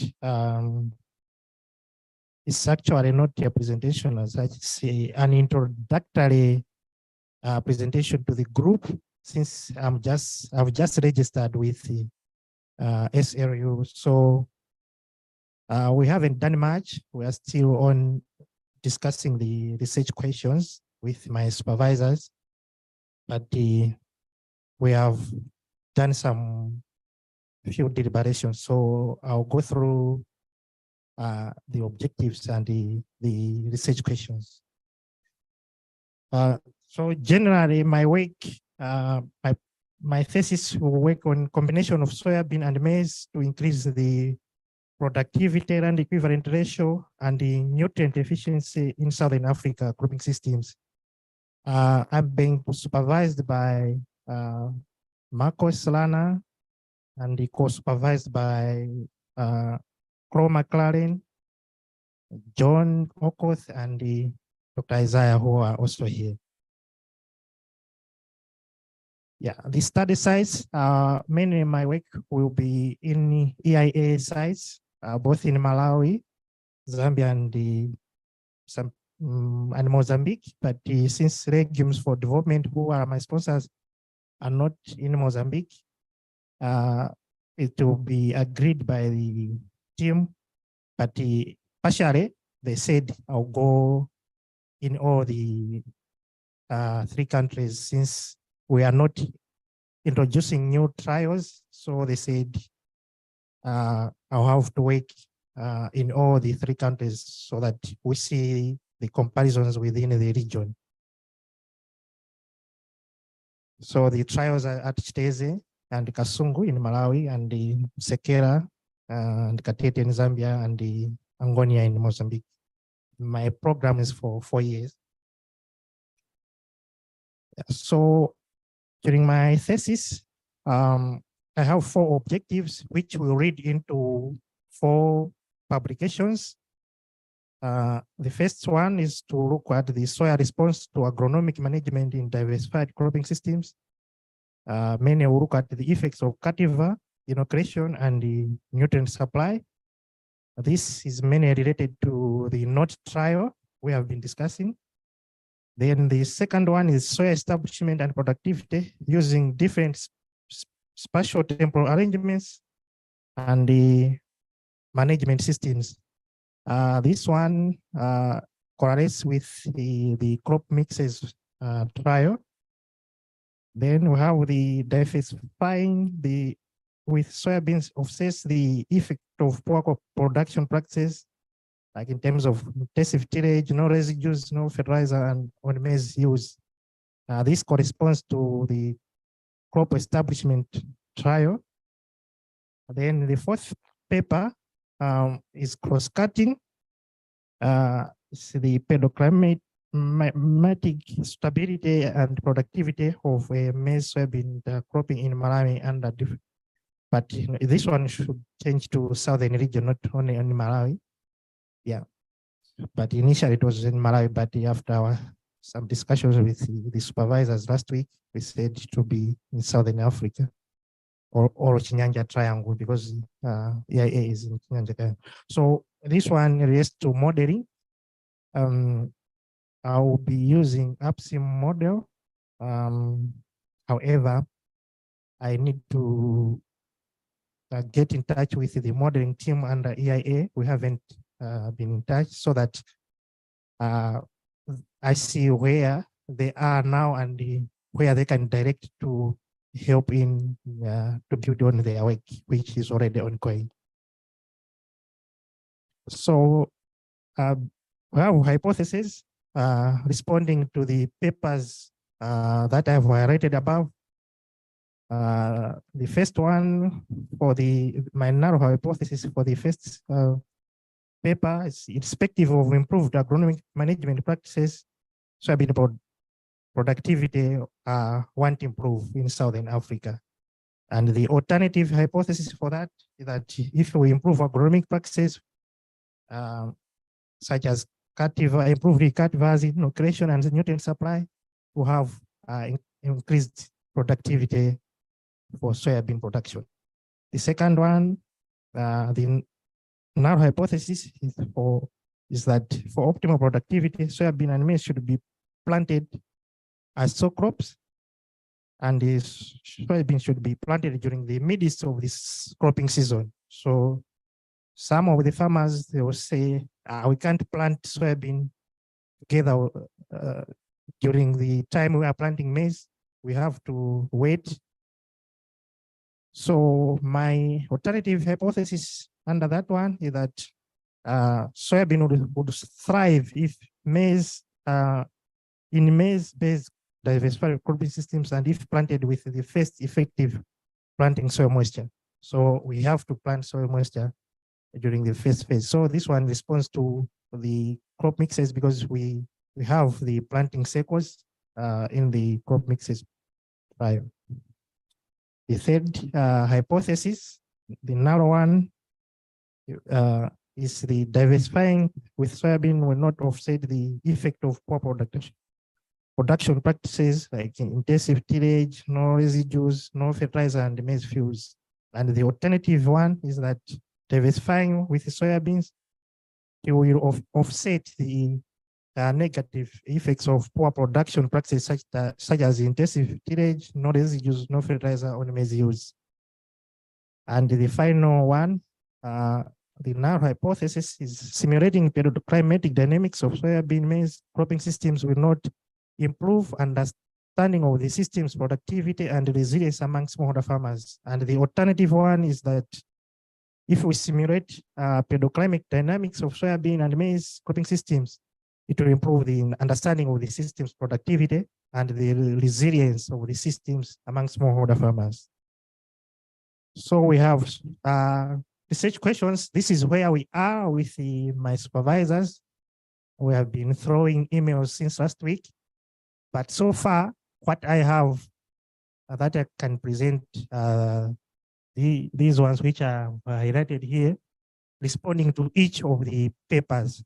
So for the first paper, I have like 5 research questions that we are to try to address, though the last 2 questions are cross-cutting amongst all the papers. So the first one, under paper 1, is, are there any improved soybean cultivars suitable for diversified cropping systems in different different regional conditions? The second one is bioinoculation combined with N fertilizer application systems superior in terms of crop productivity compared to the non-inoculated one? Or does a combination of starter NPK boost soybean use, nutrient use, and economic efficiency? We saw chemical, physical, and biological characteristics improve if soybean is diversified with maize. And the final one under paper 1 is, does soybean maize diversification contribute to systems metrics such as total energy and protein production, nitrogen use efficiency, and water use efficiency? On the second paper, I have 4 research questions. Are maize and soybean use affected by intercropping? What is the best spatial temporal arrangements of intercropping maize with soybean that suits different regions? Will intercropping soybean reduce crop yield compared with sow cropping? And crop phenology and morphology characteristics such as land equivalent ratio, radiation use efficiency, photosynthesis, and chlorophyll be affected if soybean maize under soybean maize intercropping? The third one, I have 2 research questions. What is the effect of soil management system, whether conventional or conservation agriculture, permanent rest-based ridges, and zero tillage in terms of yield in a soybean intercropping system? And will maize soybean diversified cropping system improve the plant nutrient uptake and partitioning? On On the final one, is that can soybean productivity in diversified systems be quantified using modeling approaches such as APSIM? Can soil water dynamics in soybean maize intercropping systems be quantified using the APSIM model? And can soil and plant nutrient dynamics be quantified also using the APSIM model in diversified systems? So for the coming 6 months, I have to do some work. We are in the process of compiling the first season data, which we have partially presented here. I'll also do a comprehensive literature review for the 4 papers. I will travel to Sweden for introduction and the familiarization, as well as do some courses and seminars. I would have traveled last week, but I had some visa issues. So possibly by next week or the other week, I'll be traveling. Because my colleague already traveled on the 24th. And also I'll come back by end of November to prepare for the next season. Thank you.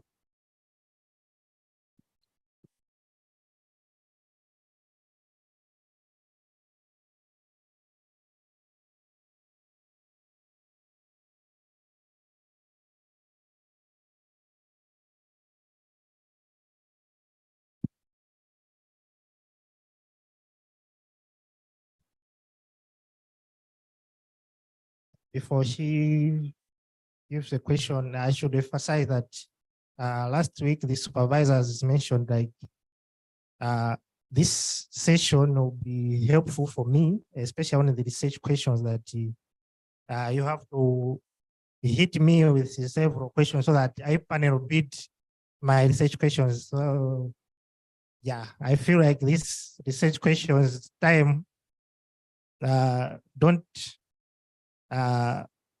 keep some questions to yourself, throw them so that maybe they will help panel beat my research questions. Thank you.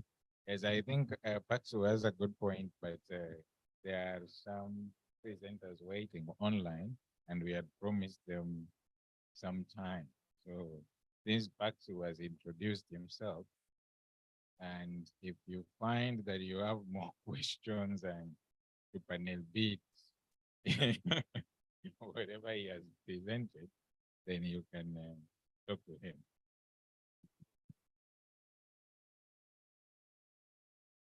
Not a super panel beater. I just wanted to maybe stress some point that when you're talking about the planting time of soya beans, I think you need to go a bit further, because why soybean is not planted with the first rain? Mostly it's the maturity dates. It will mature because we normally have like soybean varieties which take like 3 to 4 months. And then if you plant them in November with the first rains, they mature in March and it's still raining and farmers do not have storage facilities for them to dry properly. So normally they go into the season so that harvest time is after the rains. So you need to look at that, not that it's, you should plant early, but also consider the storage facilities that are available in the harvesting and the season. And the rest.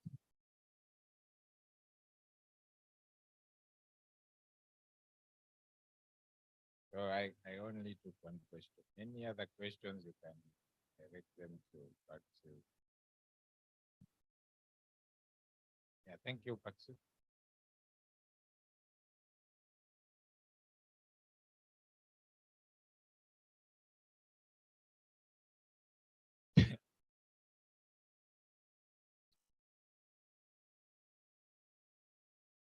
So now online we have Hyacinth.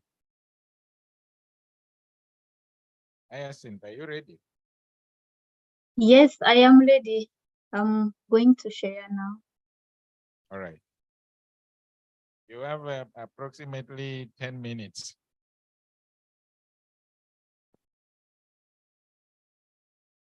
Oh, can you see my screen now? Yes, we can see it. Can you put it in presentation mode? Yes, it's already the presentation mode.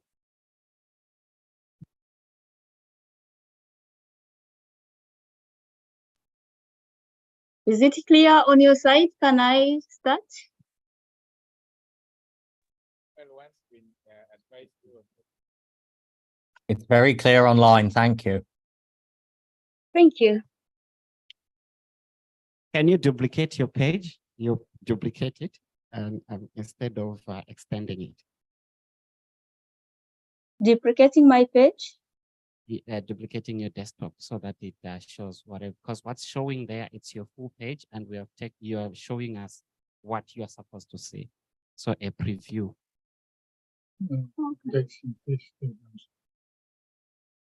Or swap.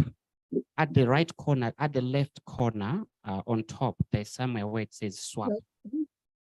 Oh, no. Right on top to the far left. But then go to the far left. There should be something written swap. I can't see it. To the far end, there's nothing else written swap. Is this? Yes. Oh, Okay. is this fine? Okay, just go ahead. Let's watch from. Okay, thank you very much.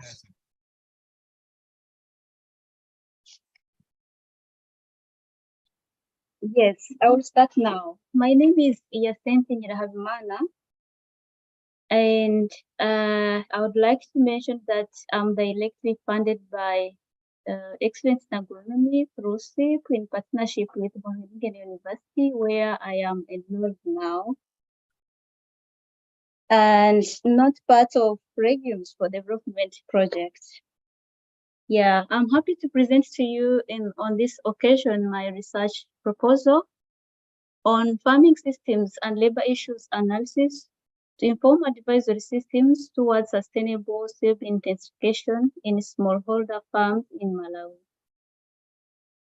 Here are my supervisor team. Introduction. World Health Organization's efforts to discourage tobacco production due to its different health issues gave attention to soy as an alternative cash crop to tobacco in Malawi. Since then, the area under soya and the yield have been increasing in Malawi, and soybean has potential for improving farmers' income, improving soil fertility, and therefore reduced fertilizer need. And excuse me, Hyacinth. Also, can I interrupt you a bit? Yes. Can you send your presentation to Emmanuel so that he can upload it, and then you will be telling him to proceed to the next slide? Yes, I'll do that now.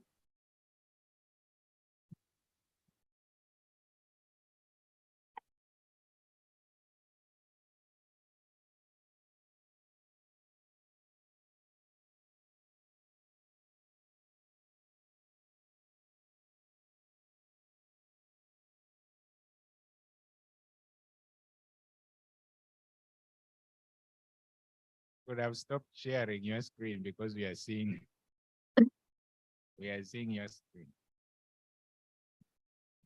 Yeah.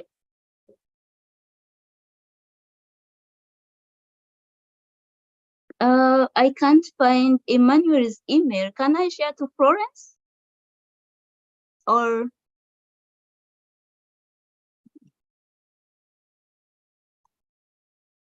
Emmanuel Ngonga? He has sent the email on the chat. On the chat box.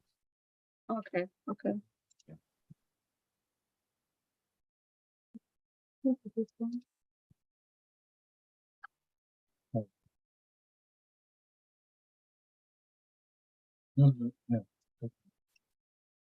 Mm.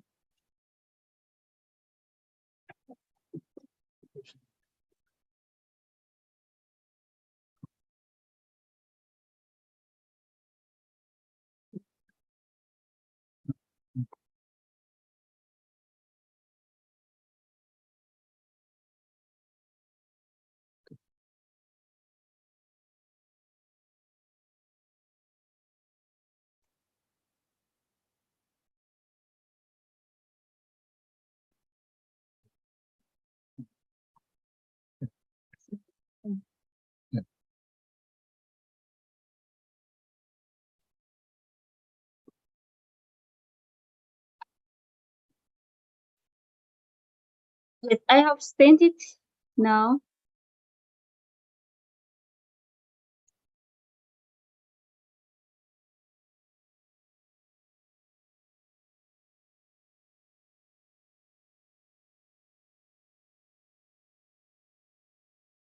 Will I wait for him to share my presentation, then I talk, or I can still share my screen?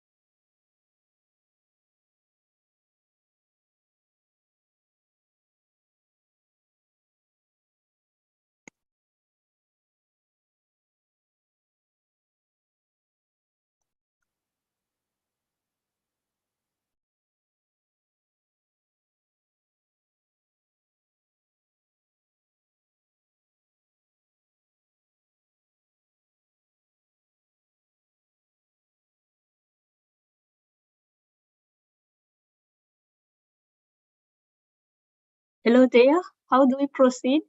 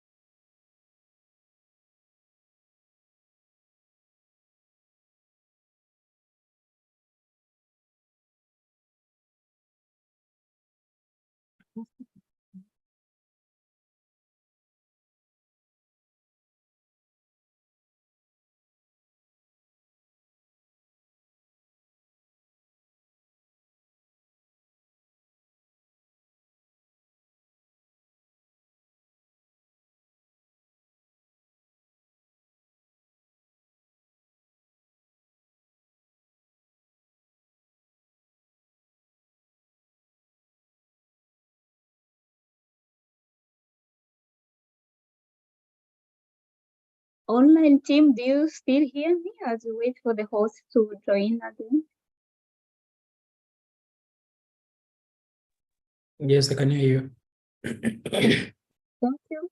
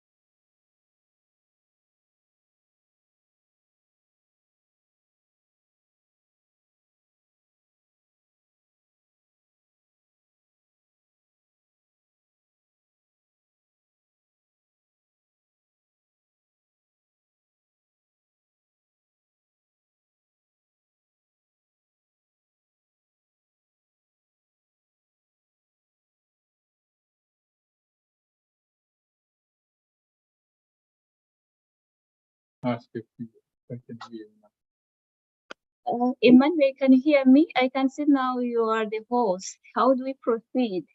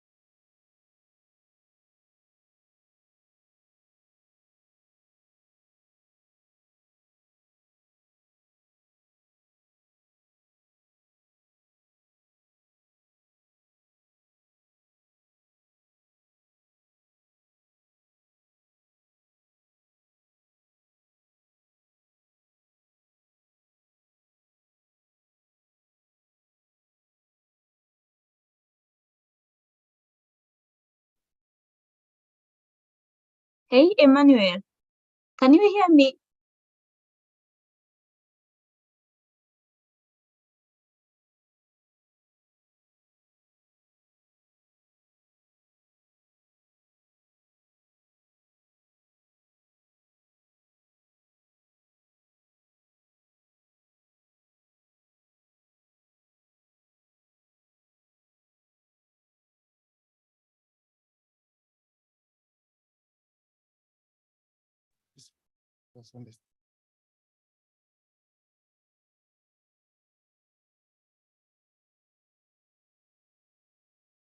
Okay.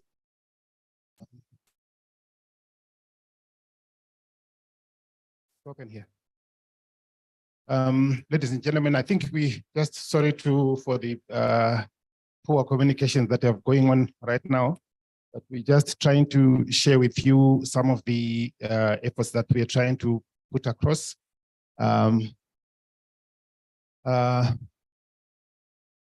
the ideas that have been shared regarding what the use case is supposed to do and achieve, we said at the end of the day, we want to have this application that will address the 4 components that are listed here: the soil varieties, timing of planting, site-specific fertilizer recommendations, and these planting configurations. So during the discussions amongst ourselves, there have been back and forth issues that have been discussed, and in the end, we decided that meanwhile, whilst we wait for this application to kick in, let's have some materials that are printable that farmers could already start to use. So it would now address some of the concerns that you were raising earlier on, that we need to guide farmers on what to do. So this would be the type of material that you can now put on your radio or on your, I don't know, these guides that can actually help farmers decide on what to do. So we have some outlines, these materials, and so we wanted just to have your inputs on these flyers that we have decided on.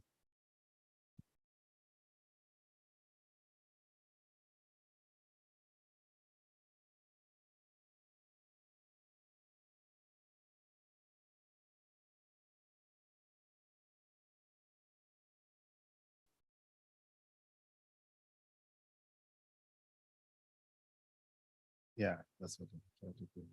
So without wasting your time, we effectively try to address those 4 components that I mentioned. And so far, this has been what is suggested: when to plant. I think Shungu has kind of offered himself to address that one, but it will basically address the recommended planting dates, the models. So we will use the model simulation guidelines, then the suggested planting periods for each country. We use the weather forecasts and how much rainfall is actually recommended when it is, how much rainfall is recommended for planting, and what happens if one plants earlier or later than the recommended period. So these kind of issues would be what we kind of brainstormed alone. So you can add more. So maybe we'll share this after this, and you can also make your suggestions as to what you think should be covered in these flyers, so that those who are developing the flyers can now chip in. Also, we have these names. These are just the lead, but it's not closed, okay? So you are also free to come in and say, I prefer to work on this one, and work with those who have offered themselves to write these things. So the second is when to plant. Marita addresses that one. The third one is what rates of fertilizer to apply, and John is taking on that. Isaiah takes on the how to grow the crop, whether to use rotations, intercrops, and what planting densities to use, and the management of weeds. Another area which we thought of, which had not been considered by the use case so far, is the utilization and marketing of soybean. So you still see that there's person marks. Patricia, you have to help us work out whether we have it or not. Then the disease control, or disease and pest management. And it's after sharing this, need to seriously consider having an intervention regarding leaf rust, because leaf rust has been a serious problem. So that's why we have Harun also on the line. Harun is somebody who's working on the leaf rust problem in the region, and hopefully he can now share with us what he thinks we could do.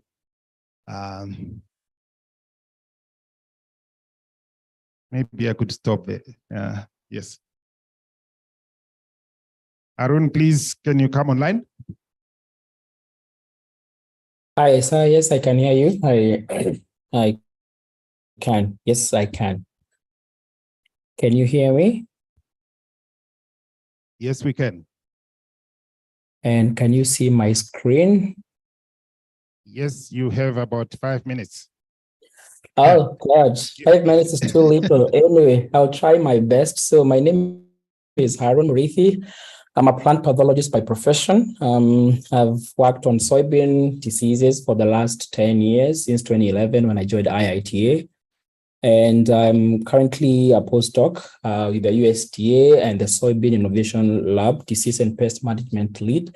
And especially for Soybean Innovation Lab, we are looking at how to develop tools that we can use to help growers to manage soybean diseases. Apologies for my voice, I'm recovering from a cold. And so I want to start with a short story that maybe would be interesting. So assume you are this smallholder farmer who has very good crop, and you are looking for one very good harvest. This is probably at just before flowering, and then there is a lot of rain. So that causes moisture to be on the leaves for at least 6-12 hours, and the temperature is very good, 15-28 degrees. And so in this case, what happens is that a disease that is called soybean rust appears. And within 6 days, this is what you see when you scout your crop. On the lower leaf surface, you see some yellowing of leaves, and you are probably not so much concerned because maybe it's not even something that you know about it. And so you go on with your work. And unfortunately, within 12 days, this is what happens. I mean, within the next 1 week, day 14, your crop looks like this, and you're most likely going to have 10 to 90% yield loss. And this is the story that happened for the farmers in Southern Africa in April. Of course, Malawi, Zambia, and the region that you're covering. And this was because of soybean rust, which is present in more than 15 countries in Africa. It's caused by a fungus that is trophic, only survives on living plants. And apparently through our smart farms in Kanengo in Malawi, we were able to see that 70% causes 70% yield loss. And that's why it's a big problem. Farmers are not aware about this. Most of them, they were not aware. When they saw their soybeans, they thought that, hey, things are getting good. But then when they looked at the pods, then they were empty. And that is why it's an issue to look at. And these are some of the rust cases that I've encountered during my research for the last number of years. That was in 2018. I took a photo in Southern Highlands in Tanzania. In Rwanda, this was shared by a partner who is a large-scale farmer, 2020. Zimbabwe, Zambia, 2023. I was in Southern Africa, and we have this as a big problem. But then we want to look at how to manage this. And so we are working with the Soybean Innovation Lab is working with different partners across Africa. We do have what we call the smart farm. In this smart farm, we are testing different input automation trials, like has been mentioned previously. And one of the inputs that we have recommending farmers to use is the use of fungicides. And this is a map of some of the partners that we have in Southern Africa and the behind reports of rust that we developed. Of course, the list is big. In Malawi, we are working with Florence and the team in IITA Malawi, and of course, all these other partners, Pixas, GTI, Limbe, Horizon Farming, because they are all concerned about how to help their farmers who are encountering rust and do not know how to manage it. So as Soybean Innovation Lab, we have developed what we call the Soybean Toolbox for disease management.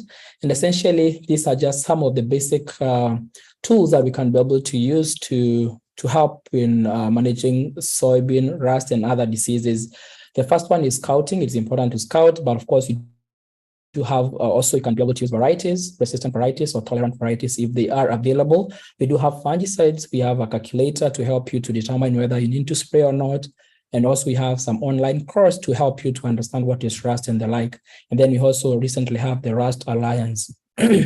So resistant varieties is the most economical option. And in this graph, we can see some of the varieties that have been shown to be resistant and the economics behind it. So if you're able to get a resistant variety, then you get better, you can benefit in that, that at least you can be able to escape rust or to fight rust. However, soybean rust is highly diverse.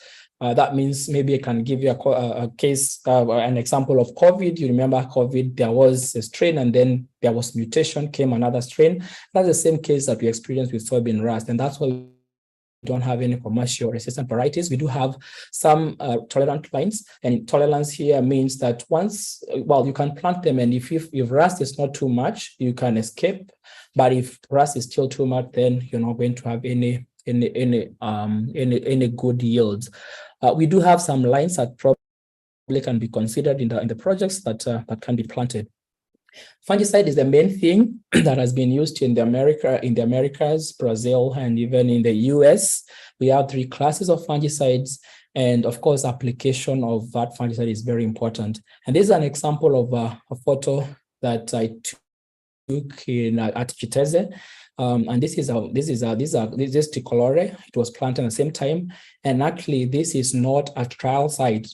It is there was a mistake or an error in spraying. So the sprayer or whoever was concerned with spraying, he bypassed the rule that we can say no spray, and then the spray, and we can already see the impact that we have. And so we want to pass this information across to farmers that, well, when you venture into soybean, you are not used to spring soybeans, but then I think, or even other beans, but I think we need to ensure that they know that there's need, especially if they want to benefit from soybeans. Of course, I'll mention about a rust calculator. A rust calculator is a tool that you can use to help you to determine whether you should spray or not, based on the severity of rust in your field and even the stage of development. Other tools, I just wanted to give you a picture of what we have, and then I'll just make my recommendation. Scouting for management. Scouting is very important, and when you talk about scouting, is that you need to identify the problem that you have and how to treat it. And for that reason, we have these field guides that we have developed. They are we have very good images of the diseases that growers or extension officers can use in the field. They are like a pocket, very small. We have it in different languages, including Swahili, Portuguese, French, and the rest. And also we do have other guides. And essentially, this is something that we can actually extract information from the guide, and we can use it for the materials that Haisa has mentioned about. Top on the list of what we are doing right now is what we are calling the soybean rust management using the Anti-Rust Alliance. And we want to ensure that growers are able to identify the disease in time so that they can be able to prevent it in time. And so for real monitoring of rust occurrence, we have formed a group on WhatsApp group. This is a group that I'm running. We are so far over 400 participants. And in this group, growers, researchers are posting images of what they encounter in the field. And we use our expertise to help them to identify what is the problem, and then at least to guide them on how to manage it based on what we have. So far, we have been 52 members from 52 countries. Over 300 images have been shared since April, March this year when we started, and about 75 cases of rust have been reported. So this is the spread of how and where people are. And so how do you use the information from the group? This is an example in April 2023 by someone called Penamakun +243, maybe that is Namibia or somewhere. And they were asking, I think this is rust. And of course, now that is how we engage. We are able to confirm whether it is rust. And then we ask for the coordinates where you are. And this is a representation of the reports that we received from Southern Africa in April. We have a number of partners who share the images, the locations, and we're able to develop these. We also have this information for Kenya that was in April, May. So we want to see how this information can get to the growers so that they can take action when they encounter rust in their field. So we also use that information to communicate through LinkedIn, social media.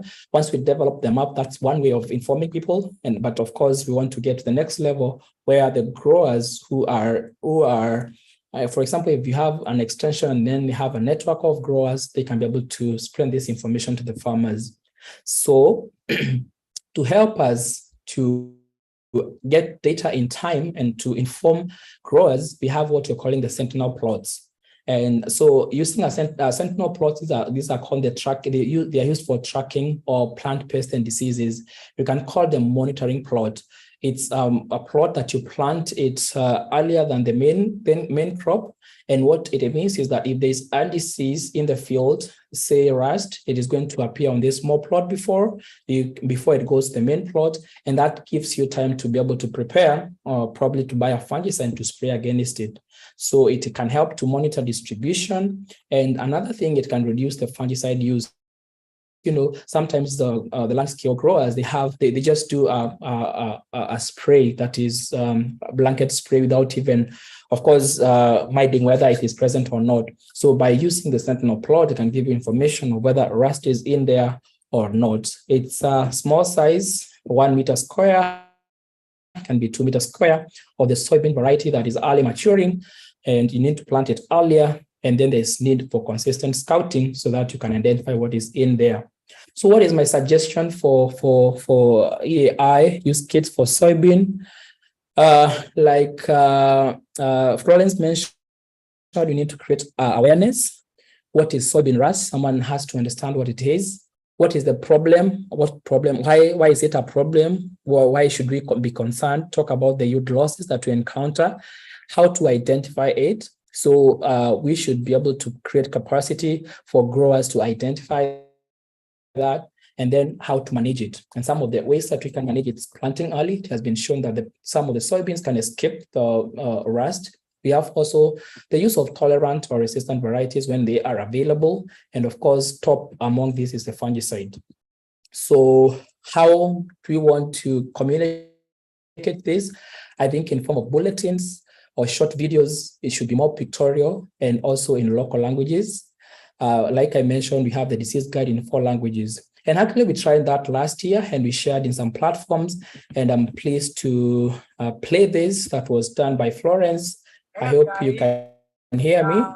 I'm Florence Kamanangila, a researcher at Chiteze Research Station.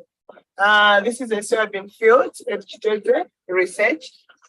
Today, I just want to demonstrate the importance of spraying a chemical called Forica, which is used to prevent the further spread of soybean rust. As you can see from this field, this side here to my left, it was sprayed with Forica. And this is Tikorore variety, and this variety was planted in January. It was all planted in January. And this other side, it was not sprayed. So you can actually see the importance of spraying Forica in our soybean field. I'm really encouraging you guys, if you are into soybean protection, to be spraying Forica in advance to avoid facing this scenario. Yeah, so that's what we're trying to do last year. And I guess Florence was able to share with some of the growers. And apart from that, what I was talking about other local languages, we also recorded it in Chichewa. Wasera bunch anzanga alimia soya. Unimunda wa soya kujireze research. Lufuna mungu ona wajabe. Munda huu dadala mu January soya huu. Omano So essentially, that's the same message that she's passing across. And I think I requested her to share that with a number of guys. And there's the kind of communication we want to pass across. If they can hear in their own language, and also they can see what is happening, I believe that we can help them to manage the disease. So my other suggestions is if we can be able to establish sentinel plots at the EAI research plots, the lead, and probably if you have the lead farmers, and then we can also, this information is going to feed into the Anti-Rust Alliance because they'll be the first reporters. I will get that information. I can share, I can be able to develop them up. And then the next level is to also build capacity of those first reporters. The technicians at the centers, they need to know how to identify rust. And probably in the future, when we have some kind of an equipment that we can use to help us to see the spores even before they get to the leaves, maybe that's something that Peter and the team who are working with students, they can identify in the future and can be able to use this. And the next level is to use bulk SMSs to alert on occurrence of rust, because once we have this information, it's not important if the farmers or the growers are not able to access it and use it. So I believe that if we can then be able to have the growers get the information, and this could be a bulk SMS, and I probably think that the project can help us in that, because once we have the information from the growers, then we can be able to pass it across to them, and they can help. It can help the farmers to take action. So basically, those are my recommendations, and I think that we can work together, especially with the materials that need to be developed by next year, so that farmers can be able to use these. Top on them is also the short videos. Now to share them, I'm at AGRF in Tanzania, and I met someone from Farm Radio from Malawi, and I was excited, and I told him that we are thinking of doing such things, and I was telling him that maybe you can bring in someone like Florence or any other person to have an interview, especially during the cropping season, for farmers to be alerted, hey, there is rust, please take care, you need to rush to the next shop, so that you can be able to see what fungicides are available. And what we have done in Soybean Innovation Lab is that we have tried to identify what rust fungicides are available in each country. And part of the information that would be included in the SMS is that, yeah, you can use Polycar, it is near you, and probably provide a location. So you can get more information about Soybean Innovation Lab here. And we have a number of materials that could be of help to everyone. I'll share this presentation in case you want it for your future reference. So yeah, thank you very much for your time. I had other information that I would want to share about other diseases, but then I think we can stop there for now. Thank you, and I welcome any questions.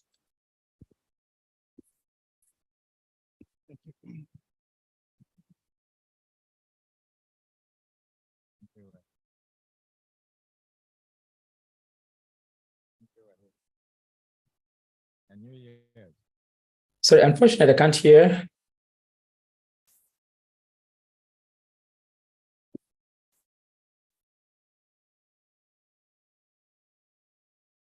Yes, Aaron, can you hear us? Yes, I can hear you now. Okay.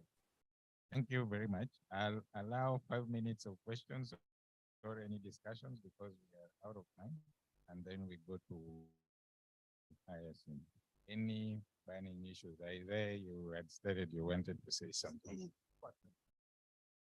Just to say to Harun, thank you very much. Please send us a copy of the presentation one. Then secondly, we need also you to contribute to this flyer, which is maybe a 2-pager, and probably with the help of Florence, I think we could have something that we could, so we have something that we can share with the farmers in hard copy form by the start of the season, hopefully. Sure, I'll be able to contribute to that. And I wanted to find out, what do you think about the videos? Do you think that's information that could be helpful to farmers? What do you think about the sentinel plots?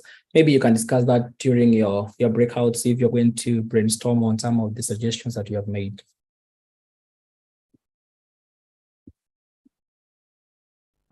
Thank you, Dr. Halund, for the presentation. My question is, when do you apply and how often? I'm asking, is it you can apply to prevent, or you can apply when you see the rust in the field? Thank you. All right, so the three classes of fungicides, we have what is preventative, and those are the trials, and then we have the strobilurins and the chlorothalonils, which are curative. So when we, for example, now if you're using a sentinel plot and you see soybean has appeared in the small plot, it means that most likely it's not yet gotten to the other plot. So for the first plot, you need to spray so that it doesn't become a source of inoculum. And for that one, you just spray a curative. But now the plot, the main plot, you're going to spray the preventative. The number of sprays varies, especially among the large-scale farmers. And in Brazil, they can go up to 5 sprays. That is how it has been. But, and so the cost of production goes high. And that's why we want to use the sentinel plots, the early warning, so that at least farmers don't have to spray without getting some information about what is happening. And that could help to reduce the number of sprays that would come. But generally, in Africa, one spray, I think in South Africa, it has been shown 1 spray or 2 sprays could be enough in a season to control soybean rust in your field.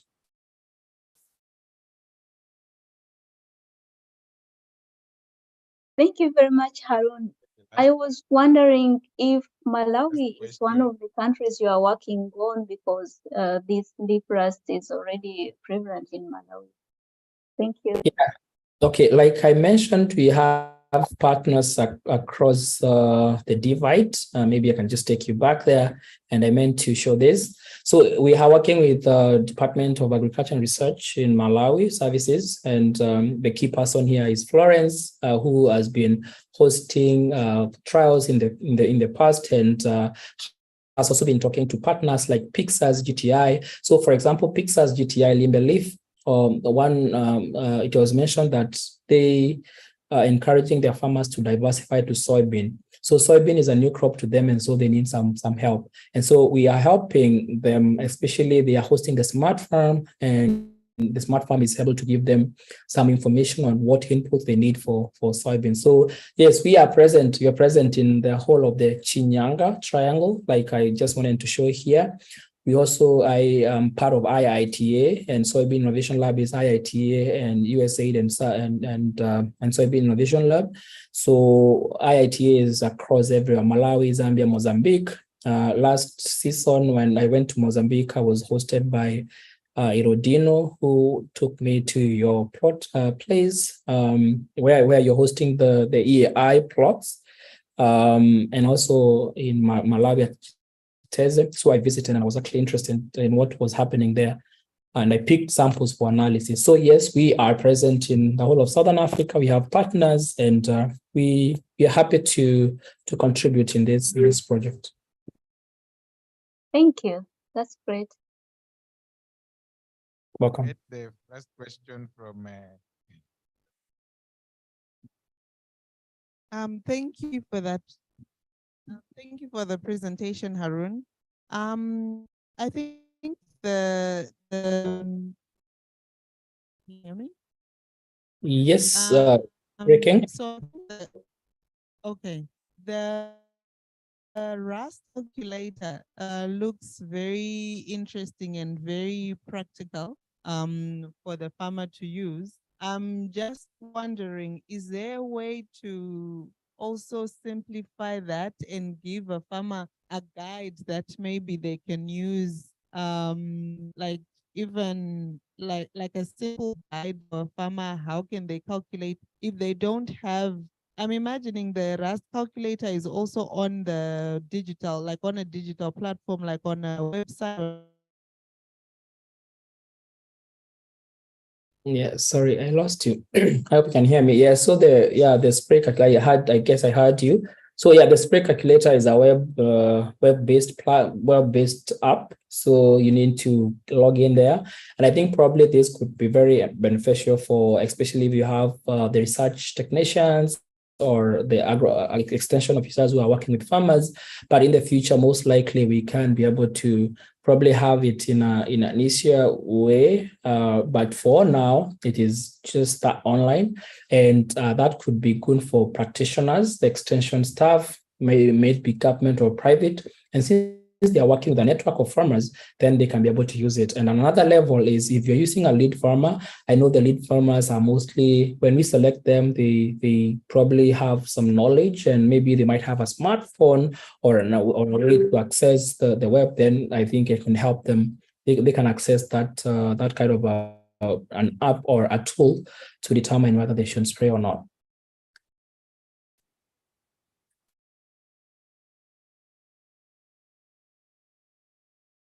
Are we together? Can you hear me?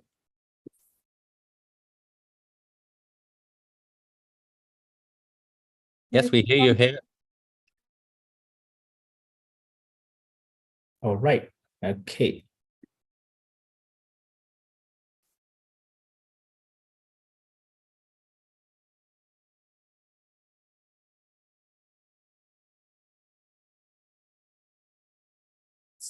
Seems we have lost the host again. Yep. All right. Oh gosh, when Jacinta is supposed to present. Sorry for that. It's okay. All right.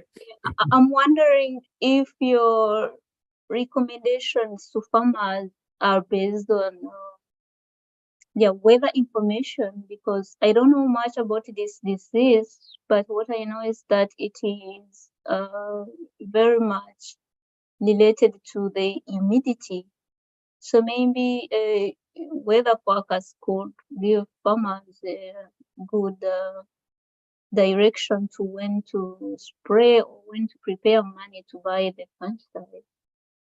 Yeah, I agree with you. So rust is sets up mostly when the humidity is high, temperature 15 to 28 degrees, and the moisture is enough on the leaf surface.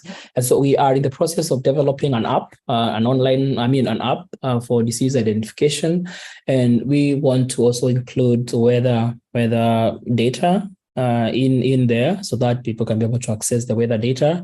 And so once so when they see the weather data, and then most likely then it is going to help them to know that, hey, I need to go out the field to start scouting. And because sometimes, of course, the weather conditions might just be for a short period, and then maybe there's no rust, but it gives you an indication that I need to go out the field to scouting and to intensify scouting. So basically, when we look at weather data, it is a way of helping farmers to increase their scouting efficiency or often, so that they can identify if there's any problem that comes up in the field.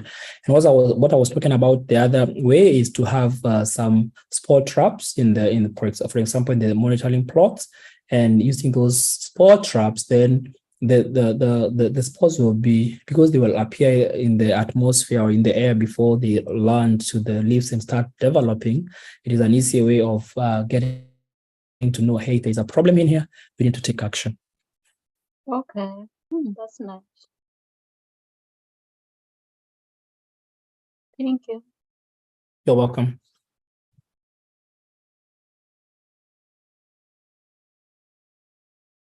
Hi, Peter. Happy to meet you. Any comments about some of the things that you talked about?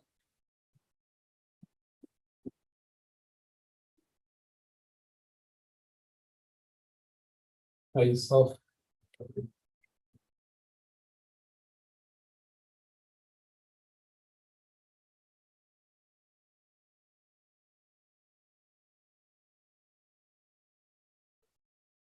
All right. Seems you have to wait, and okay, maybe, yeah. So I sent you in Wageningen. Yes, I'm in Wageningen. I came in March. Okay. I've been busy with courses and the proposal. Which department are you in? The production? Yes, plant production. All right. I'm an alumni, so I was actually in the neighboring. I was in the lab of phytopathology. So just, I think we shared they share the building, the Radix. and the floor as well. Okay, thank you, Arun. I think we lost internet at certain point, so we would recommend that anybody with further questions will contact you, and then you can attend to those questions. Okay, that's all right. Thank you. Thank you very much. Now, Hyacinth, are you around? Still around? Yes, I'm around. Okay, so Emmanuel will upload your presentation, and then you can start once you see it from your end. Yes, thank you. All right, thank you. Are you able to see it? Not yet.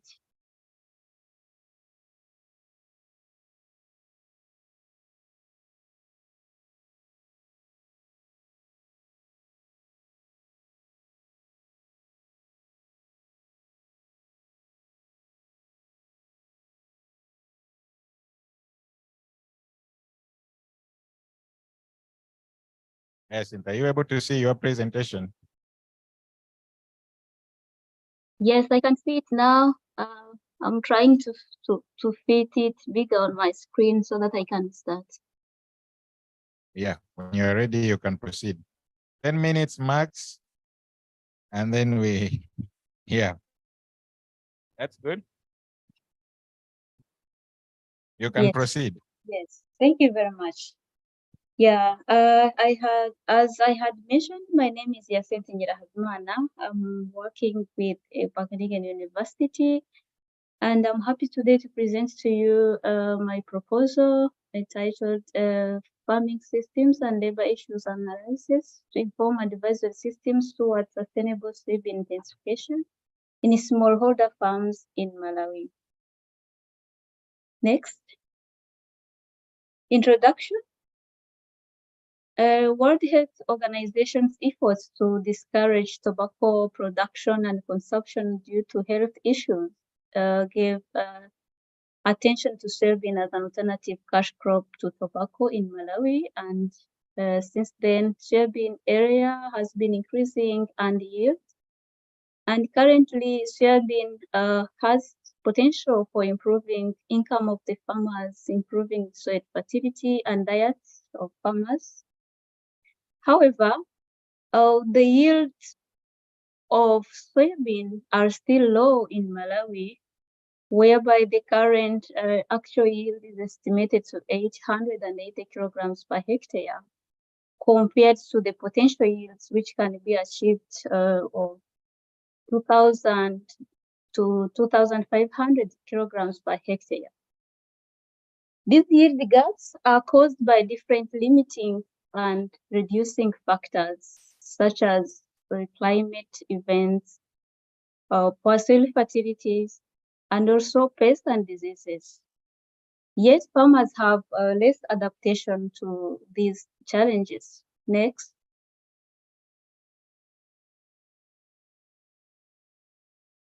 Next slide. Thank you. Yes, as a solution to these issues, CGIAR has been investigating solutions by introducing innovations to be tested in farmers' fields, including new varieties, intercropping options, and others, as my previous presenter have showed.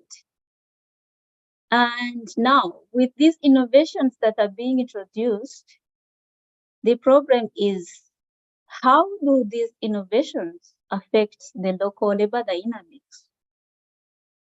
And if we understand this, it would help us to assess adaptability of these innovations to large scale, and also to know the potential impact of these innovations to the farmer activities, to other crops, and also to the household livelihoods. This is important, especially because soybean is less labor demanding crop compared to tobacco. Yet some shifts in the local labor demands have had negative impacts on local communities, including seasonal hunger to poor people who survive by supporting wealthy farmers who give them money for guiding work, and also even activities that increase labor demand, and therefore people who are able to adopt these innovations hire more laborers, have not really been very positive on the side of poor farmers, because instead of farming on their own farm, they spend much time on the wealthy farmers supporting them. And at the end of the season, when there are no activities, these farmers have no harvest in their own home. Yeah. Also, another problem is that most advisory systems have focused on field level analysis and recommendations, focusing on the variety and the lies recommendations. Yet labor is also important in terms of adoption of technologies. There is also limited empirical evidence of impact of such innovations, and therefore there is a need to evaluate and assess this impact. And yeah, yes, it's fine. Yeah, here I have a flow framework of how my objectives are going to be. I have 4 objectives that I have developed following a DD cycle. In the first objective, I will describe the current situation. The second, I explain. The third one, I explore different options and implications. And the last one, I will co-design with farmers. And the whole process will be working closely with farmers and other partners in every stage. Next. Next. Yes. Objective number 1. Objective number 1 is to characterize soybean farming systems, understand the historical trends, and also develop a labor-based farm typology. Next, please. Double click. Double click. Yes. Objective number 2, we characterize labor dynamics and bottlenecks for various labor-based farm types in soybean farming systems and management for different crops in the households. And objective 3, we'll explore implication of soybean intensification innovations on labor availability and allocation to other crops, and also on household livelihoods. Next. For objective 4, we'll, based on the results from the other objectives, especially objective 3, to co-design a tailored labor-based advisory tool with stakeholders and farmers from different labor-based farm types. Next, please, double click again. Yes, yeah. And at which level my study is going to be. There is plot level evaluations, which focuses on agronomic plots that is already being conducted with excellence in agronomy in Malawi. But my study will focus at household level analysis to explore labor dynamics in the farming, soybean farming households, and also implication of these innovations to different fields of soybean, different fields of other important crops in the household, and therefore other activities. Next. For the methods, I'll go very quickly through the methods. Yeah, for objective 1, cross-section data will be collected on systems characteristics. And also we will develop labor-based farm types through statistical analysis, but also farmers' own classification in terms of how they are different in soybean intensification technology adoption and soybean farming. They will also classify themselves. And these 2 kind of typologies will be compared to come up with a common typology that represents a labor-based typology to continue for further analysis for other objectives. Next. For objective 2, I will characterize now labor dynamics in these households to understand how different households have different labor types in their soybean and other crops production, their relations, labor relations and availability. Yeah, this will help us to understand the calendars for different crops and peaks, but also labor bottlenecks will be assessed to understand challenges and the constraints farmers have in terms of labor availability and utilization, and also the allocation to different crops. Next.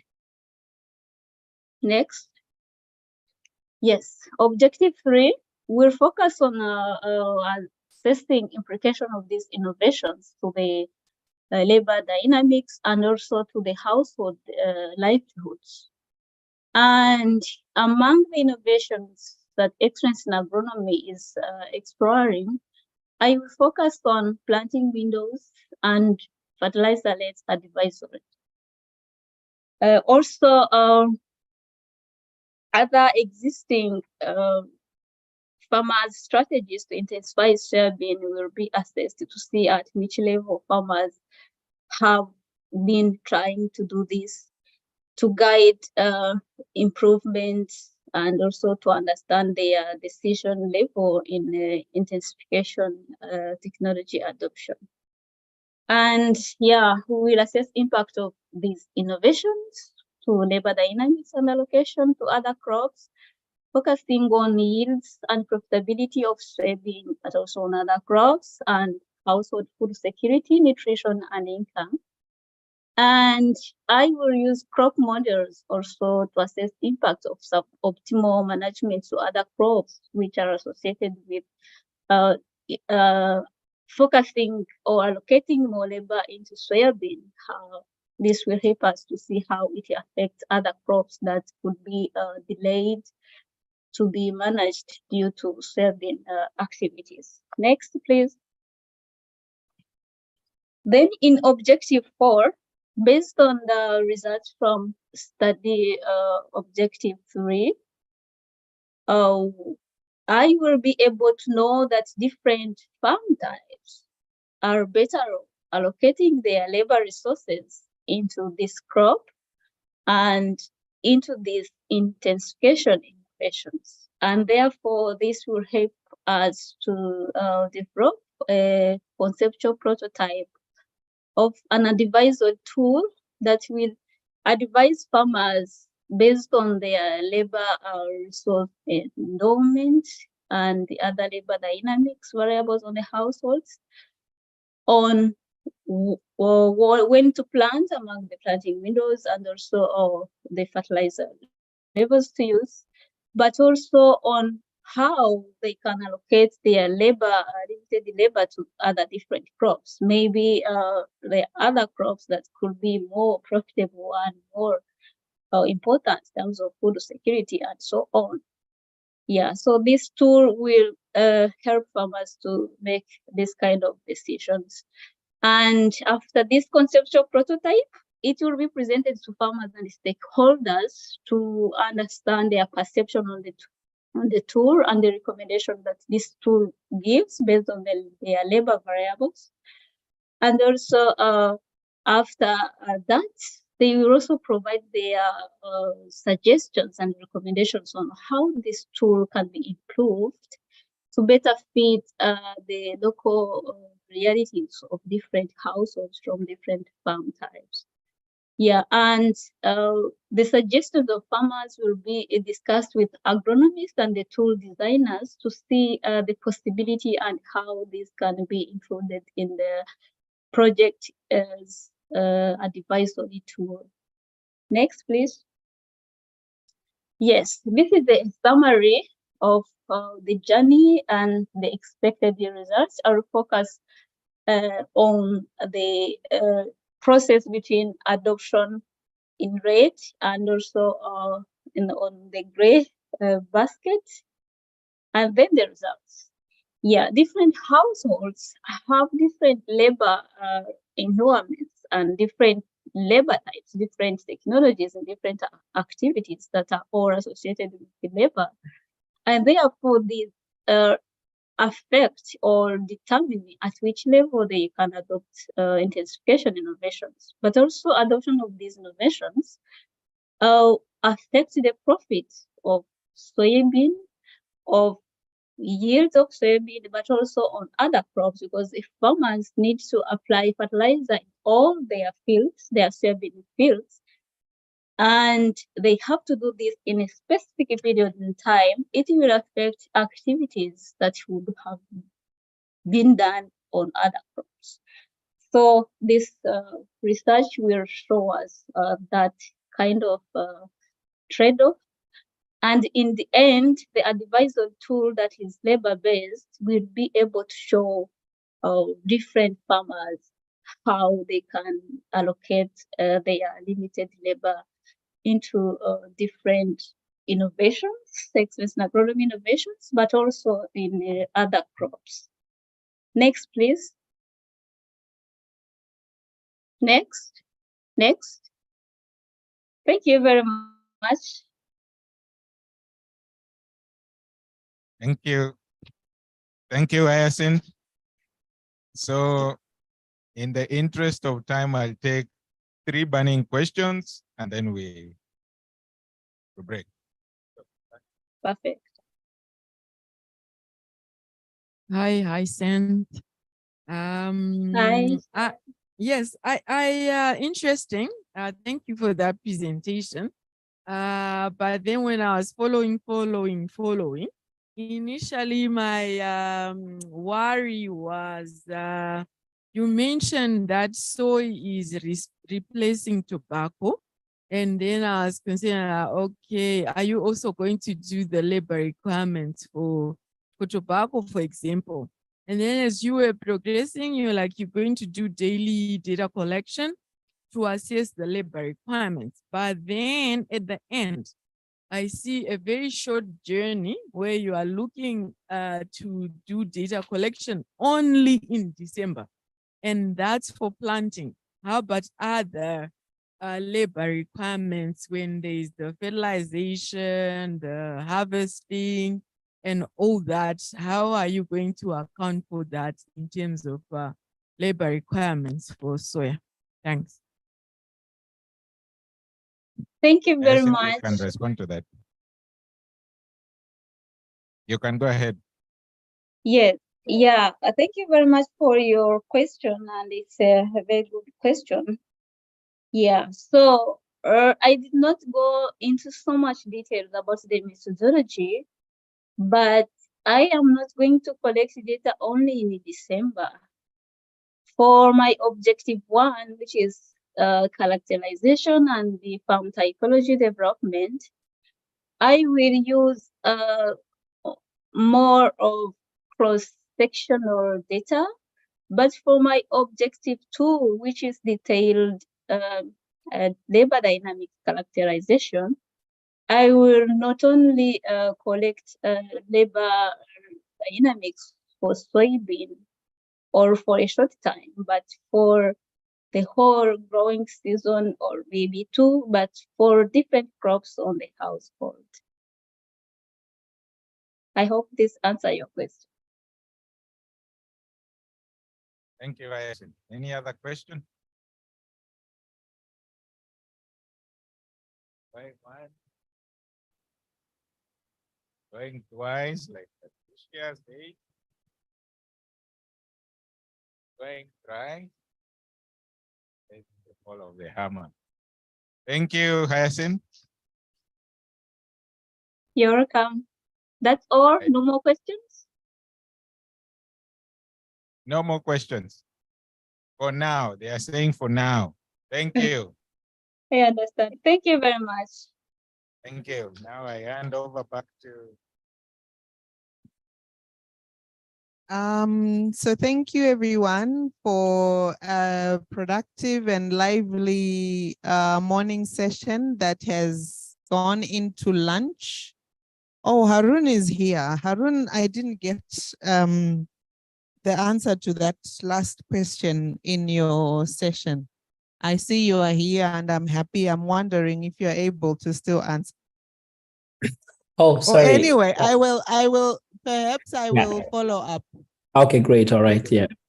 because some people are crying about their lunch and we've Okay. gone an hour into it. So thank All you right. everyone in this Yes, my room lunch online. and everyone online. Yes, thank you so much. I think at this point we can go to lunch and remember in the afternoon, we are going to go to the field. We're going to Msekera and we're going to see some agro dealers and we're going to see some farmers. Okay, thank you. Let's go to lunch.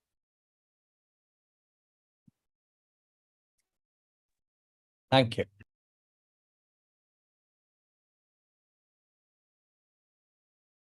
We were supposed to leave for the field at 2, but it's 2 o'clock now. So I will ask Mulundu to guide us on that. I think we will need minimum 30 minutes, 40 minutes for lunch. 30 minutes for lunch. And so we would leave around 14:30. That works for everyone? Thank you.